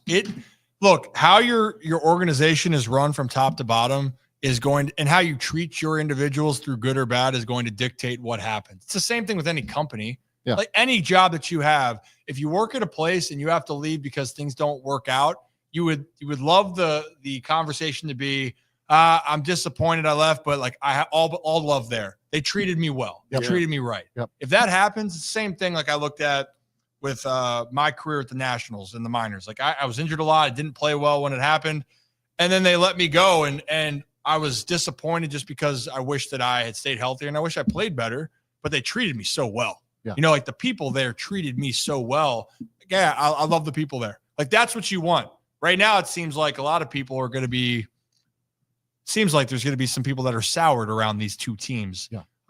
And you can't take that for granted. Being a well-run organization, in my mind, is such an underrated thing. People skills, communication skills for anyone out there, they're as important as anything that you can have. It's just good to be able to communicate with others, even if it doesn't feel good to do that. So, yeah. So if you're new to the channel, hit that like and subscribe button. I think Nick Moore might join us in a little bit, but by the time Nick joins us, we'll be done with one of our newer segments, and it's involved what happens on the internet, and specifically, let's take a trip and to see what's been on Zach's browsing history. Yeah. So first up, we're gonna take got a late, addition to it. So real fast, this is just incredible. Kevin put it out earlier, but earlier today. So just incredible here. You think that the Bills are going to have a 41-18 time of possession advantage? Do you think that they're going to beat the Ravens if they're in the red zone 5 times and only come up with 1 score? Do you think that's going to happen? Is that going to be good enough to beat the Baltimore Ravens? If the Bills That's not going to be it. If the Bills played this coming weekend, first of all, I was way more impressed with what the Bills did and what the Ravens did because the Steelers were just so bad. If they play this weekend against the Ravens like they did yesterday, Buffalo wins that game. Absolutely. Oh, Lord. They were They're not winning that game. Lord. Absolutely incredible. Oh, Lord. I think he makes a great point. And then I had to just everyone's talking about Zane Gonzalez yesterday and the hair. But the video that is cracking me up, he is it's not just the hair. Everything is OCD with him. This is before the big kick, the amount of time he spent on his sock. Yeah. His hair, his sock. Yep. He does this and then he takes the shoe off because something's wrong. Yeah. The seam isn't aligned with the toe right. Yeah. And this is like we talk about superstition, OCD. Apparently he is very open about he has very bad OCD. You don't say. Yeah, I was gonna say. And then you know what? It worked. If it wasn't for the OCD, that probably goes Probably out. hits the other side of the pole. Yeah, exactly. So that's why you have to fix the sock. If the sock would have been correct, who knows? Maybe the Commanders aren't going to the divisional round. Never know. Superstitions, they're real. Yeah. They matter. Yeah. I'm telling you. I have one for Zach. You got one? I do have one, and it's Patrick and Brittany Mahomes welcomed in their latest child. Did you guys see this? I did not. You guys know what they named said child? Oh, I do know they have I very do interesting not. names. So this is a tweet out by the Kingdom. I guess like a Chiefs fan page. They named their most recent child Golden Ray. You guys want to take a guess as to what their other children's names are? I do know. I know, but I don't know. Silver and Bronze. Yeah. Now, Really? look, I'm not going to judge, okay? But I do have questions. And one of my big questions about this is, did you think about maybe this being kind of like a ranking of your children? Oh, It's interesting. that is interesting. Because now you have the golden child, legitimately, and then you the got a golden bronze child. child. And then I didn't got- see where you were going with this, and now I do. Yeah. That's what if silver The- gets gold? right, yeah, that's Yeah. what I'm saying. Silver winning gold. Silver winning gold. What if gold ends up being like a hell child, Yeah. and then you just screwed it all up? Bronze. What if bronze is What are silver? they? Where's the pivot for a fourth child go? Now they all have to We're be gonna have platinum, platinum. It's got to be. titanium child. they Yeah. all have to be Olympians. They all have to make the Olympics. And then they have to all get have to what- win, and they have to win in their exact Order. name order. But then what happens if there is a fourth? I think they Yeah. probably planned this out and said we're doing 3 in that same. Yeah, you got like You can't have diamond. a fourth. Yeah, I was diamond, gonna say like. maybe. Oh, diamond could be. But I feel like diamond. But that's hard to. How do you? But rank like that? I feel like you already set your kids up to need therapy Yeah. because, like, well, Well, I'm the bronze. I kid. hope was bronze first. Is bronze? bronze the was oldest? first. All right, that makes sense. But then It'd be it was really weird definitely if they- planned out, Yeah. like, Oh, yeah. for Well, years of and course it years. was, but like, was this really thought through? That's- I mean, clearly, yes, it was. It Yeah, I was. was It gonna say was that- thought through. Participation trophy, Mahomes. Yeah, consolation prize Mahomes. Pewter. Yeah, I like that. Runner One. up. Pewter. We'll name the next kid Pewter. I like that. Oh, sugar. Anyways, that's Zach. I didn't mean to steal your thunder, Zach, No, but I I thought like that was that. perfect. I like that. Got a lot of your things segment. on here. I mean, look, I'm trying to think of children's names. One that's not going to be on mine is Calvin. Why? Damn. You know, that was the thing. I almost The line ends with you. Well, I mean, it's not saying there isn't anything involved. Well, the line ended before me. Well, yeah, that's true. Technically, But Calvin's still in. people still think I'm a junior, which that's a Yeah. whole other different conversation here. I miss those conversations. Stavi. Oh, it'll come Stavi. back. Well, yeah. But people think that my name is Ripken Jr. So it's The third.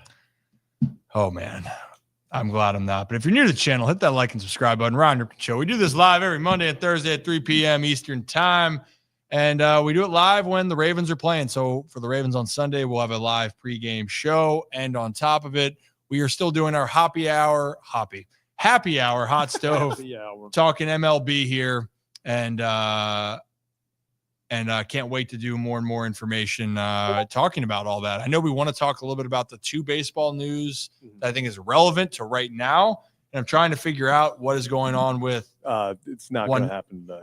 Nick Moore. Yeah, he just done. Yeah, you know what? Well, it's enough. At of least there Nick. was communication. No, Nick Moore. What's going on? Win one a He singular jumped into the playoff harbor. game. Wins a playoff game. Now he's too big. Yeah, Nah, he's too big now. he's too big time. He's too big time. No, but it's okay. We'll forgive Nick. Shows this up one at time. 2 a.m. Yeah. after a game. Oh my gosh, what a night. That was a great night. What a good dude. Let's, if you want to, we can talk about the poll before we go in. I would love to Yeah. talk about Before the we poll. do the poll, you want to pay the bills? Yes, I'm trying to think of the other bill. It's that time of the hour. Oh my goodness. Kevin was getting eager. I was a little bit worried about Kevin was doing back there. But that is a good time. Look at that. All for the flock, baby. Hey guys, brought to you by our friends over at M&T Bank. Look, calling all Ravens fans and show you're all for the flock at tomorrow night's playoff rally. Get your tail feathers to the mall in Columbia tomorrow, Tuesday, January 14th at 5 p.m. sharp. It's going to be live music, guest appearances, giveaways, and fun for the whole family alongside. Yours truly will be hosting the event. So get all the details at MTB_Ravens on Instagram. Brought to you by our friends at M&T Bank, the official bank of your Baltimore Ravens. Giveaways while supplies last. Great job handling the flags, guys. Yeah. We're the flag bearers here. Good job, Zach. Way to get a handle on that. Flag bearers. Yeah, that you actually had the right way this time. Yeah. Yeah, no, Nice. that was, I watched the film. People don't take me as a film guy, but, I watch it back. You have to get better every Yeah, day. well done. Yeah, not everyone wants to do it. Yeah, Hey, you just got to get 1% first better guy every in, last man out type mentality here. day. Oh, God. All right, poll time. Poll time. What's our poll? We got a good one thanks to you. I stole this from Ryan Ripken today. But best movie marathon of all time. And I put in Lord of the Rings.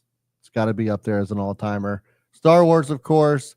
Back to the Future, which I thought was kind of a wild card. And then Harry Potter. Any guesses as to what came in last place? Did Lord of the Rings finish in last? It did not. Really? Back to the Future, I feel like finished last. It did not. So it's got to Star be Harry Wars? Potter. It was Harry Potter. Wow. You know what? Interesting. 124 votes, and Harry Potter is dead last. Back to the Future had the lead for quite a while, but that's in third. Star Wars is first, of course, and then Lord of the Rings. It's interesting. Back to the Future, I love Back to the Future. But when I think of movie marathons, I mean, I think the length maybe of the Harry Potter, like that's what's hurting it because Well, like it's hard to do that Isn't in it one like day. you like legitimate, like people have done it. You have to like, well, that and Star Wars. yeah. no, those are I almost long. thought about putting in. Oh, there goes my voice. I almost thought about putting in the Avengers Oh yeah, because that's like a multi-day. Yeah, it's a multi-day. Go ahead.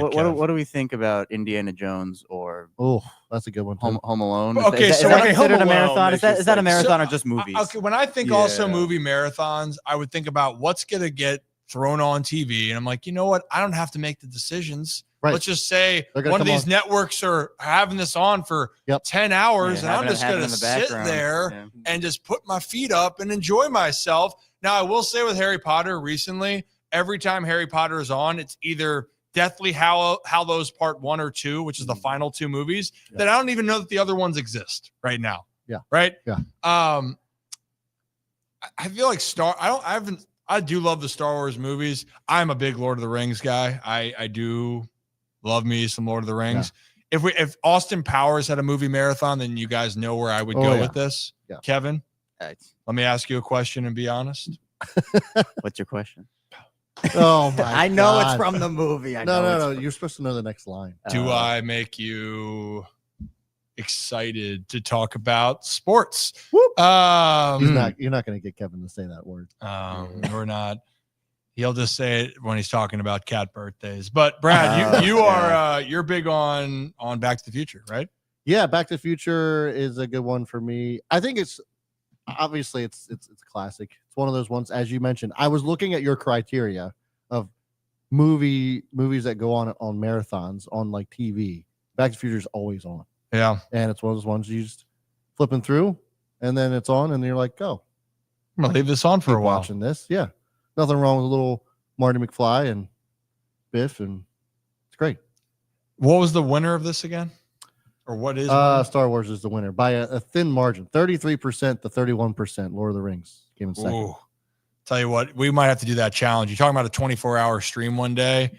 Might be a 24-hour watch every Lord of the Rings Hobbits combined. Actually, can you watch all the Hobbit and the Lord of the Rings in one? Do we have the exact time? Probably not. Laura, this is a good one too. I'm a big Bourne fan. Bourne movies are good ones too for that. Oh, Yeah, the Bourne movies. are good. yes. Born is But good. Back to the Future is also like really digestible. Like if I don't have all day, but maybe I just got home, it's 5 o'clock and I've got nothing to do for the rest of the night, I'm just gonna sit there and watch Back to the Future. I don't blame you for that. I will say if the Two Towers for Lord of the Rings is on and it's right before the Battle of Helm's Deep and the rain starts going and so it begins. And I'm like, well, I got at least a good hour and a half, 2 hours with all the commercials that I'm just going to sit down and watch this and watch Legolas and Gimli do their thing. Yeah. That's like how I expect also that we should reenact one of those scenes with Kevin. I'm with you. Kevin's Gimli. Okay. I'm Hear with me you, out Brooks. for 1 second. Brooks, I'm with you on that. Hear me out for a second. You know, they got to go around the corner. All the orcs are trying to get in, the Uruk-hai. Yeah. And Gimli turns to Aragorn and says, like, I can't make the jump. You're going to have to toss me. Yeah. We should reenact We that. should toss Kevin. Toss Yes. Kevin. That's what I'm saying. It's Into like the harbor. that's what it can be, or to like, or Uruk-hai at this point. But like to the harbor as well can work. So Yeah. We'll just get Jonathan Ogden and just lift them up. that would be that would be- fantastic. No I think idea. Jonathan would be interested to do that. He would. What's He going would. on Because you here? have like, big orc-like guy. Yeah, I'm actually just watching Lord of the Rings for the first time. Yeah, I've never seen it. Well, it's before your time. Yeah, my girlfriend, it's like her favorite thing. So that's like, I have to watch all of them. And at one point, it was suggested like watch it all in a day, and I was like, I don't know if I could do that. That's a 24-hour stream. That's what I'm isn't- saying. Oh my gosh, Yeah. just watch it. The extended versions here, and I will say, if this is ever on Austin Powers Cube, you're right. Like, that's my favorite. I will say that again. If 1, 2, and 3 are on, you will not see me. You will contact me to let me know it's on. Yeah. And I will see you guys in 8 hours, 7 hours, however long the TV goes. Man, You guys enjoy yourself. Ravens Bills? No, we're talking Austin Powers here. Austin That's Powers, that's baby. your mentality. Honestly, if there's one, like, if they ever did anything to cameo again, I would want to be in Austin Powers. I liked the Lord of the Rings saga, and it was out right around when I was in high school. So, use it as a good excuse to spend a little extra time on dates because they were long ass movies. Look at Long that. movies. That's why. Get your money's worth right there. Oh, goodness. See, you know what? We're gonna go back and watch a lot of these movies. This will be fun. Cannot wait. So if you're new to the channel, hit that like and subscribe. I'm stretching now. I got to stretch. Talked about these pants getting a little bit hot on this seat. They're getting hot. Do we talk a little bit more? Oh, I knocked out my headset, so I can't hear you guys speaking, but I know I'm still going, right? Yeah. Cool. Should we talk some baseball, or we want to finish with anything football related, Kevin? I think that's all for we talked about Steelers, talked about Cowboys. I think we're set football wise. I did want to say I wanted to bring this up when Nick was talking. This Charlie Kolar bit Yeah, from is it Ravens Wired? I think it's Ravens Wired that put this up. Talking about the run game. Just wanted to play this to I'll play it. just want to play it to react to it. Let's go. Power football, baby. yeah, hell yeah. They know we're running. Their mom knows we're running. We're still running, baby. That to me I was love that. just like they know what we're gonna do, and we're gonna do it anyway. F it. That's putting it on the table. Actually, I did have something NFL related. Apparently, Jair Alexander went like not off, but was essentially like, if declined to speak to the media, said, if I don't have anything good to say, why would I say something? And then said he didn't know if he's going to be in Green Bay. Like very much like, Holy shit. I don't know what's going. So now, obviously, I've been on the Jair Alexander. Like if you've listened to Locked On Ravens for 6 years, which I don't know if any of you have. Nope. But Nope, not one. it's all Not right. a chance. Started very recently. Yeah. Well, good on you. But I've been on the But like and subscribe to the Yes, channel. yes, So yes, it's over yes, there. yes. Yes. I like how all of us were like, nope. Yeah. It's Great. Thanks, guys. never Thanks. watched it, but go subscribe. Yeah. All right. I'll take the CTA. You know what? Out of all that. But I've been on the Jair Alexander train to Baltimore for years. Like this has been my number one guy for the past like 6 years. Like I've wanted him in Baltimore forever. They came out of the same draft class, out of the same college. They're former college teammates. The connection is there. Yeah. So yeah, go watch Locked On Ravens, you guys. Come on now. Yeah, I know. we watch now, and we also watch Kevin and Zach reacts as well. Yes. I listened to it to fall asleep. Yeah. Yeah. Which Zach has a very soothing Oh no, voice. Locked On Ravens. Oh, yeah. Thank you. Thank you. How about what? 2 minutes and you're out? 2 minutes and you're out? Kevin, you are really good at making me fall asleep. Yeah. Well, you know what? Hey, I'll take that compliment. Hey, yeah. You know, It's the show either- does different things for different people. You know, the show goes. Hey, to the other And part, it's like subliminal messages. I'm finding Yeah. out I'm getting facts as I'm asleep. See? your Jair Alexander point. If you guys remember that viral clip on when that draft night when Yeah. Lamar got Mm. drafted, Jair's in the back and he's saying, "Oh, who got drafted?" And he was so excited that his guy Lamar went. And it was really cool. When he's healthy, talented player too, extremely talented player. So we'll see. There's a lot of smoke and mirrors in the offseason here, right? So we've already seen stuff with Tyreek Hill. Now we're seeing stuff with Jair. I'm sure we're going to see some other fireworks or conversations that get put out in the media as we go. But for that Charlie Kohler clip to finish that, Brad, I was trying to tell you guys, like with baseball or any sport, when a team just you know what they're doing and you can't stop them, it just is embarrassing. It's humiliating. Yeah. Like for me, this was an example for my last year as a player. We were playing the Rays organization. Durham just absolutely kicked the absolute shit out of us. Yeah. And they had a pitcher named Joe Ryan. Joe Ryan's in the big leagues, and he's trying to figure it out, but he's got some good stuff. But Joe Ryan threw in a game against us 90% fastballs. So keep that in mind. In today's day and age where you're seeing a lot of guys mix in the curveballs, sliders, Joe Ryan just said, no. Here's a heater. And I remember guys would come back and go like, I know it's coming. Yeah. I know it's there, and I still don't hit it. That to me, when any team or player does that to you, it messes with you in more ways than one. Yeah. So like in that case for Baltimore, it was not only are you beating a rival, you are beating a team's spirit down where they're sitting there going, we don't know what to do. Yeah. And you even saw on the field, like the Steelers, they were lifeless down the stretch. Yep. So I think that's how they beat the Bills this week, and I think that's how they go into the Super Bowl and win. well, That formula of just imagine how much pressure that took off of Lamar to we're going to run the ball 13 times in a row. Well, the biggest thing is going to be is if they get behind, because that's the other part. The Ravens get behind, don't blink. Yeah. Continue on. Right. Fast starts are great. We love it. But when you're down, Yep. can you commit to just Yep. like in kicking and screaming, Kevin, what's the line that you do for your best players? What are they saying kicking and screaming? What? Get the ball.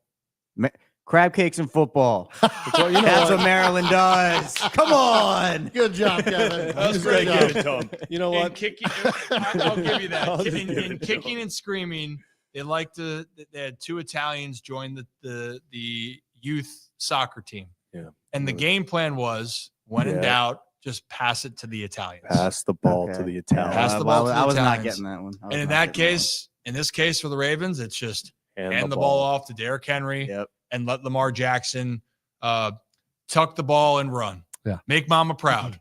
Yeah. Keep running. And I like that people are saying that because Lamar or Todd and Lamar were listening to mom. Mom knows best there. They're So 5-0. I think, I was going to say, Ramey tweeted out something. I agree with him. If the Ravens go on and win the whole thing, Mama better get a ring too. Oh yeah. Mama better get a Oh ring. yeah. I agree. And also, this is another line in there. It's a kid's movie. But so, Kevin, this is really out of context if you read this. Yeah, I don't know where this is going. So let me explain this to you real quickly. So before Mike Dick is also his neighbor in this. Mike Dick is great. in the Oh, movie. great. Yeah. Just casually. his You haven't neighbor. seen this movie? No. Oh my Seen goodness. this movie. We're gonna add it This to is the that- list. This Yeah. is to the top. That's why I'm so confused. So It's actually like a cute movie. so the Italian kids are moving, or they work in a butcher shop. Okay. And so the only way that they can play soccer, football, is that they must do their apprenticeship first. Mhm. And so the language barrier is a little bit tougher for the ownership there. So Will Ferrell and Mike Ditka, when they're explaining we need the kids to play, the owners go, no, meat first, soccer second. Yeah. And there it is. So remember, Kevin, Me first. Meat Meat first. first. All Meat right. first. Good Meat- to know. Good life lesson. Right you there. know, okay. And that's Rocco's mantra as well. Hey Rick, I appreciate that. This you can't buy the shirt anymore. He's put it out there twice Oh. now. I really appreciate the Flex. compliment, but Yeah. I've recognized Good that. hoodie. yeah, I didn't. Seen Buy, that before. I didn't buy this either. I know. Yeah. Looks good on you though. It does. I got to give some stuff away. It's like it's actually becoming my favorite sweatshirt. I told you, man. So It is so comfortable. comfortable. Yeah. Side note that actually is not a side note. Do you remember when Rocco came in here with like 5 Orioles giveaways and just dropped them in front of you in the middle of the show? Yeah. He literally sits up like before the show. He's like, hey, I got some giveaways that I want to before or after the show we can go through to see what we want to do with them. We're like, okay. He just stands up middle of the show, like one of the most, and just starts picking up shirts, showing them to us off camera, not on camera, shows it, and then would drop it. And then would show it and drop it. And then after the show, we were like, what was that for? And he was like, oh, I want to make sure that you remembered we had this stuff to go over after the show. And we're like, why didn't you bring it up after the show? He's like, oh, I guess you're right. I could have done that. Yeah. We were like, what are we doing? And then he here? just left it on the ground. People wonder then- why. yeah. People wonder why we hate him so. Like, it's just chaos when Rocco walks in here. There really is a lot of chaos for that man. He's a good kid sometimes, but he's our pain in the ass and our community. Yeah. And our community embraces it. And if you're new to the channel, hit that like and subscribe button. Ryan Ripken Show. We do this every Monday, Thursday from 3 p.m. to 5 p.m. Eastern time. And then we do our MLB Hot Stove Happy Hour on Wednesday nights from 6 to 7. And then we do pregame show when the Ravens play. So we'll be live then. And when baseball season gets going, well, our Monday and Thursday is going to have a whole hell of a lot more baseball, but it's the playoffs.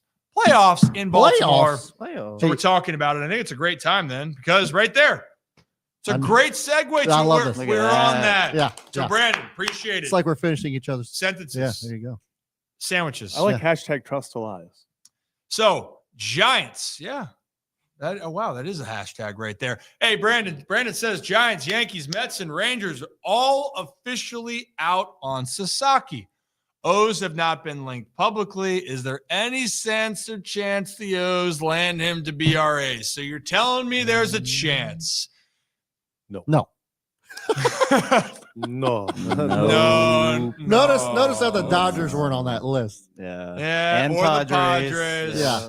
Or so look, the Orioles, I don't think they even not publicly had a meeting with him. I'm not going to say that there isn't one chance. There isn't a chance, but I'm going to just be honest. Probably isn't. To be nice, we'll say 1 in a million. So you're telling me there's a chance? You're telling me there's So a chance. But in all honesty, this is a good time to bring this up then, because this is probably the biggest news. And once this move's done, do we see other moves continue to funnel in? Because guys, it is January 13th and spring training now is a month or less away for certain teams of when it's starting. So things still have to be picked up. And there's a lot of big names that haven't signed yet. The one that everyone's waiting on, Roki Sasaki. John Morosi on MLB Network earlier today discussed, well, what's it looking like and how early could he sign? So let's play that clip for you guys. It begins the international signing period for players who are classified as amateurs, and that is still the case for Roki Sasaki, given his age, which of course is a key reason why so many teams are interested, and that list includes the Toronto Blue Jays. According to Ken Rosenthal and Andy McCullough of The Athletic, this is very recent news that was reported by Ken Rosenthal and Andy McCullough that the Blue Jays have met with Roki Sasaki. So they now join this group of a little more than a half dozen teams with still active interest in the Japanese superstar pitcher, Roki Sasaki. Again, he is 23 years of age.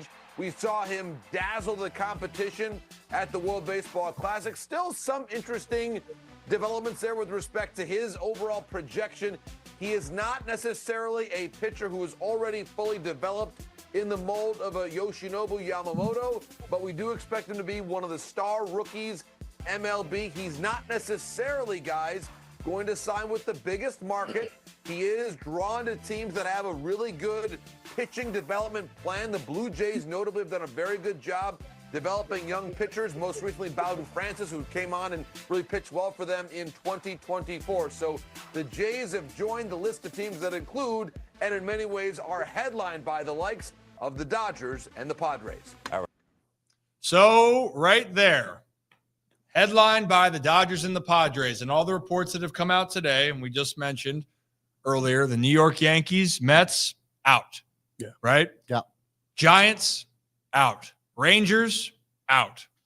Well, the Blue Jays was a little bit of the shocker, but the Blue Jays are in on everybody. I guess, was that the secret team? Was that the secret come team? the fuck on. Well, if the guy's not I injured, feel they're not good for gonna the sign Blue him. Jays. I do not. This is incredible. I mean, it's just the classic Blue Jays. They get to be, and I'm sure, even if they don't finish in second, the report after will be like, he was almost a Blue Jay. The Blue Jays had the most convincing offer. I just like that top free agents are always like, We'll listen to the Blue Jays. Uh-huh. We'll see Yeah, what they this, have. and this again, is it's- absolute no. It's a great PR. Again, it's This great is PR. Blue Jays being the Blue Jays. Exactly. Well, and I do love feel it. bad because Canada, a lot of the players, I told you, a lot of the players, when they go, one of their favorite places to go play Oh, Toronto's is great. in Toronto. They Yeah. love Toronto. But when you're looking at a team infrastructure and trying to land some of these big names, and now again, this is different because this isn't a bidding war to the highest dollar for Sasaki. No. This is where does he want to go, Yeah, it's college recruiting. essentially. And in this case, the two teams that we've been talking about from the beginning, Los Angeles Dodgers and the San Diego Padres. Right. Now, looking at the Dodgers case, he has a couple familiar names with Ohtani and Yamamoto that are there. But then with the Padres, a pitcher that he has looked up to his entire life, Yu Darvish, is over there. So you're looking at it and going, well, where could the fit be? The fit is with either place. If he goes to the Dodgers, it's just the rich get richer. They do a great job of developing players. But I do think if he goes to the Padres, it would be something that would actually kind of enhance that rivalry even more. But I don't know. I just feels like the Dodgers might be the Dodgers once again, Brad. When it comes to pitching development, were the Mariners or are the Mariners still on that list? Did he go to visit the Mariners? He didn't. The Mariners weren't off that list. So that Because they have like a really good pitching staff. They or weren't. development. They do have great development. That's a great point, but that's not one of the teams that was either listed. So when we were saying about a surprise team, it's a good point. No one's mentioned Seattle here. Yeah. So there is an outside shot. I think it's an outside shot at this point. The fact that unless we're getting a complete, breaking news, holy shirts and pants, like how could it be? Yeah. It just feels like the big dogs, the Dodgers and the Padres, if he's not going there, it just seemed like this would truly be a shocker. Right now, it's going kind of exactly how we all thought it would, right? I mean, you guys, I know, Kevin, you thought, Sasaki would be in Baltimore, but. Nah, I'm on the McClanahan train. Give me McClanahan. I like Kevin's basis now is he's just like after the Corbin Burns thing, he's like, who's from Baltimore? Yeah. He's like, who can we just bring in from the Charlie Morton situation? I don't even know if we've ever talked about this. News came out that not a big reason, but his family is in the Virginia area, if I'm not mistaken. He likes crab cakes? It kind of like the opposite of area actually benefiting the Orioles for a signing. See, that does help. Location and players have destinations that they want to be, especially when you are being bid on. And in this case, to finish out, Morton obviously probably had more limited options, but that was a deciding factor. But Sasaki, he has all these teams that are interested in him. He's a young budding prospect that could become an MLB star. Why wouldn't you want him on the team? But also, you get to choose where you want to go from those options. And we've said in the past, the connections that you have with certain guys, that matters. A team that can win, that matters. Building that culture. And then lastly, because the biggest thing for him is going to be, how does his development go? What's going to take him from being where he is now to where he is 5 or 6 years down the road? So we'll find out a whole lot. I still think it's one of the Dodgers and the Padres, but if we're going to be surprised, I guess we'll find out soon enough.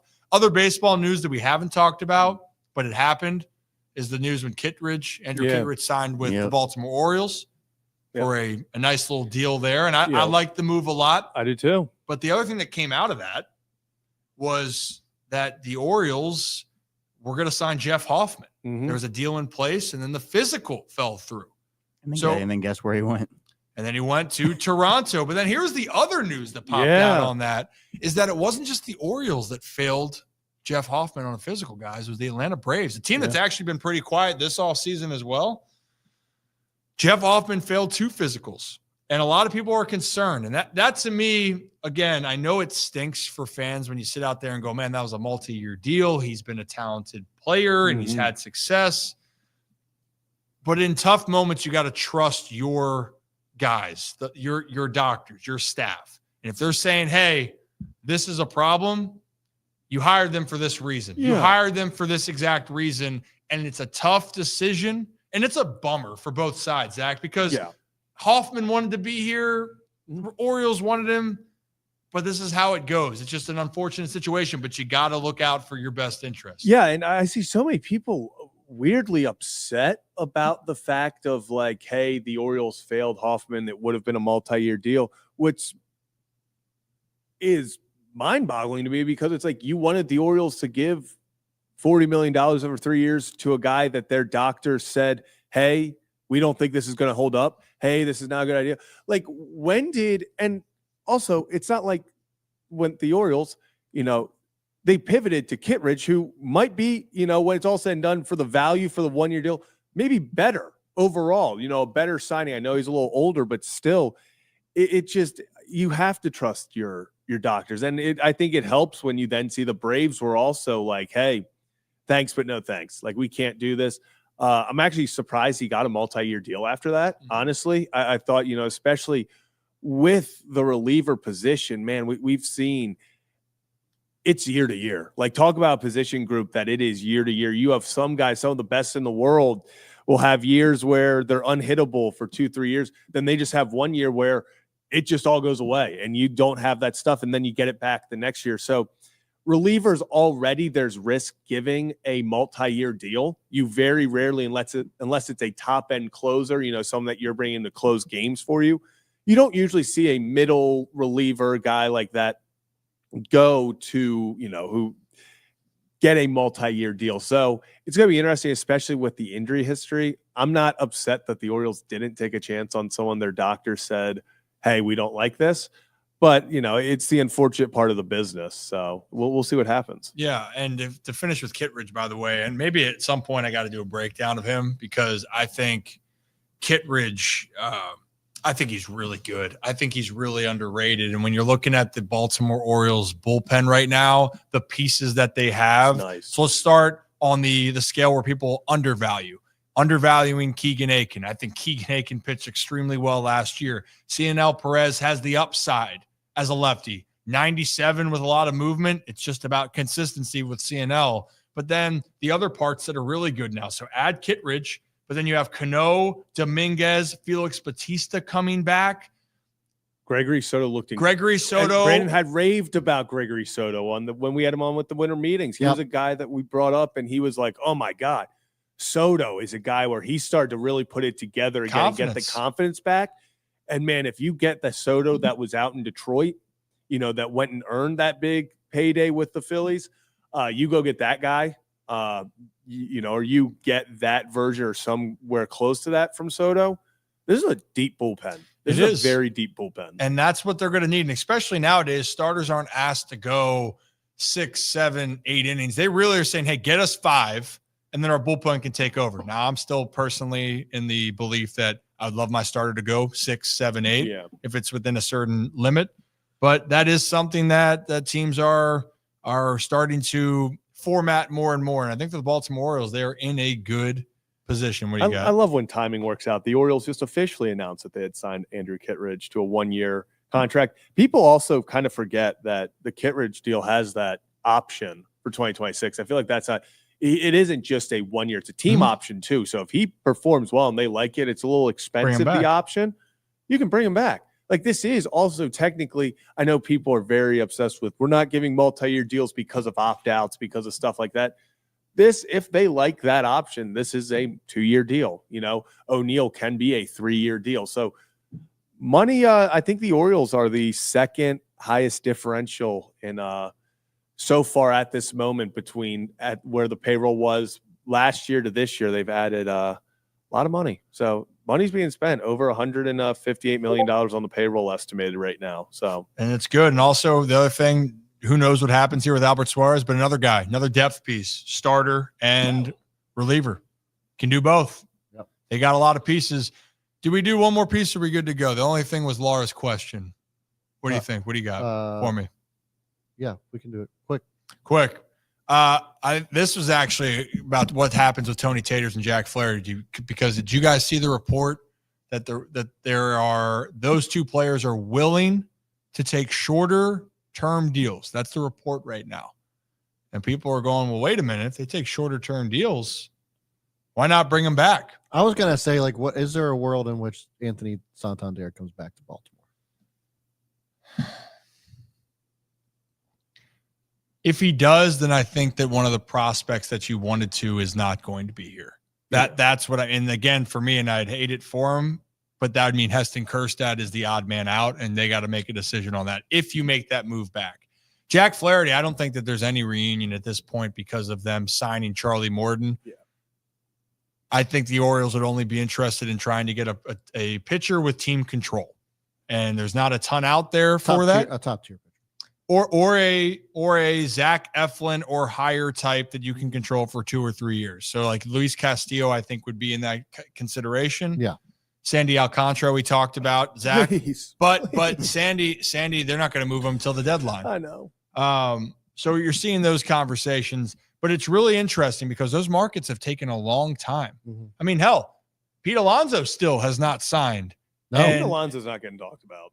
And There's so a very all of damn that good bat that's out there that is not getting enough. No, he's not. But think about it. He offered to come back to the Mets for a 3-year deal that I think the Mets were not willing. And he wanted an opt out. I think he wanted a certain opt out is only exclusive to the Mets, and they're like, "Well, no, we're not going to do that." Yeah. So I think what you're seeing is players are realizing that the market has fizzled down. I mean, hey, Teoscar Hernandez then signing the deal that he did. He wanted to secure multi-years, and it was a 3-year deal, I believe. It's very fascinating to me what that money's going to be. I still think Tony is going to get something around that $20 million per year range. Yeah. And I think Jack Flaherty is probably going to be looking for that 20 to 25 is my ultimate guess.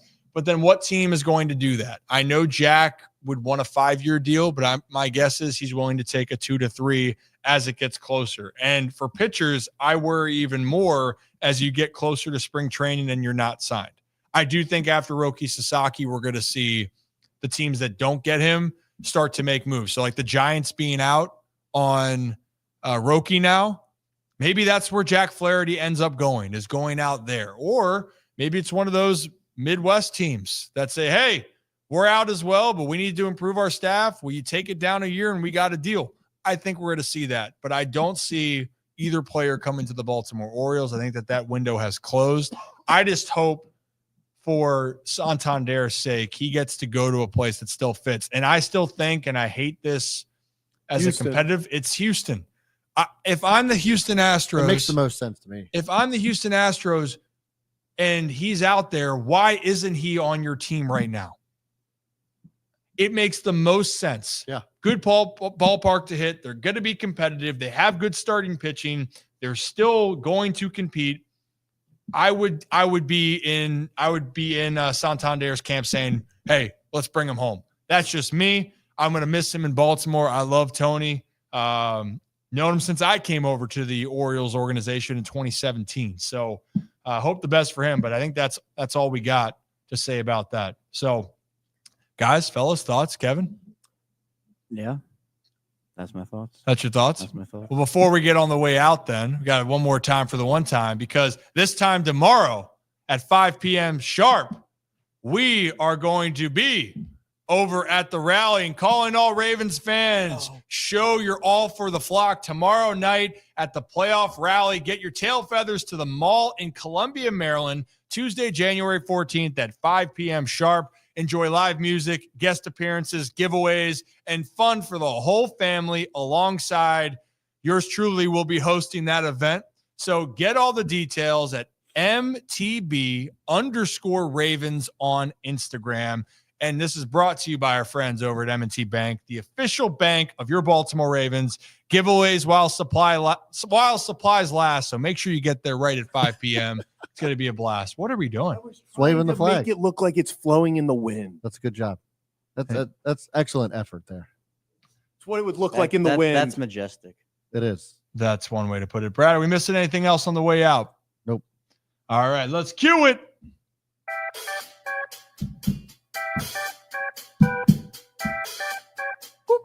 Bow, bow, bow.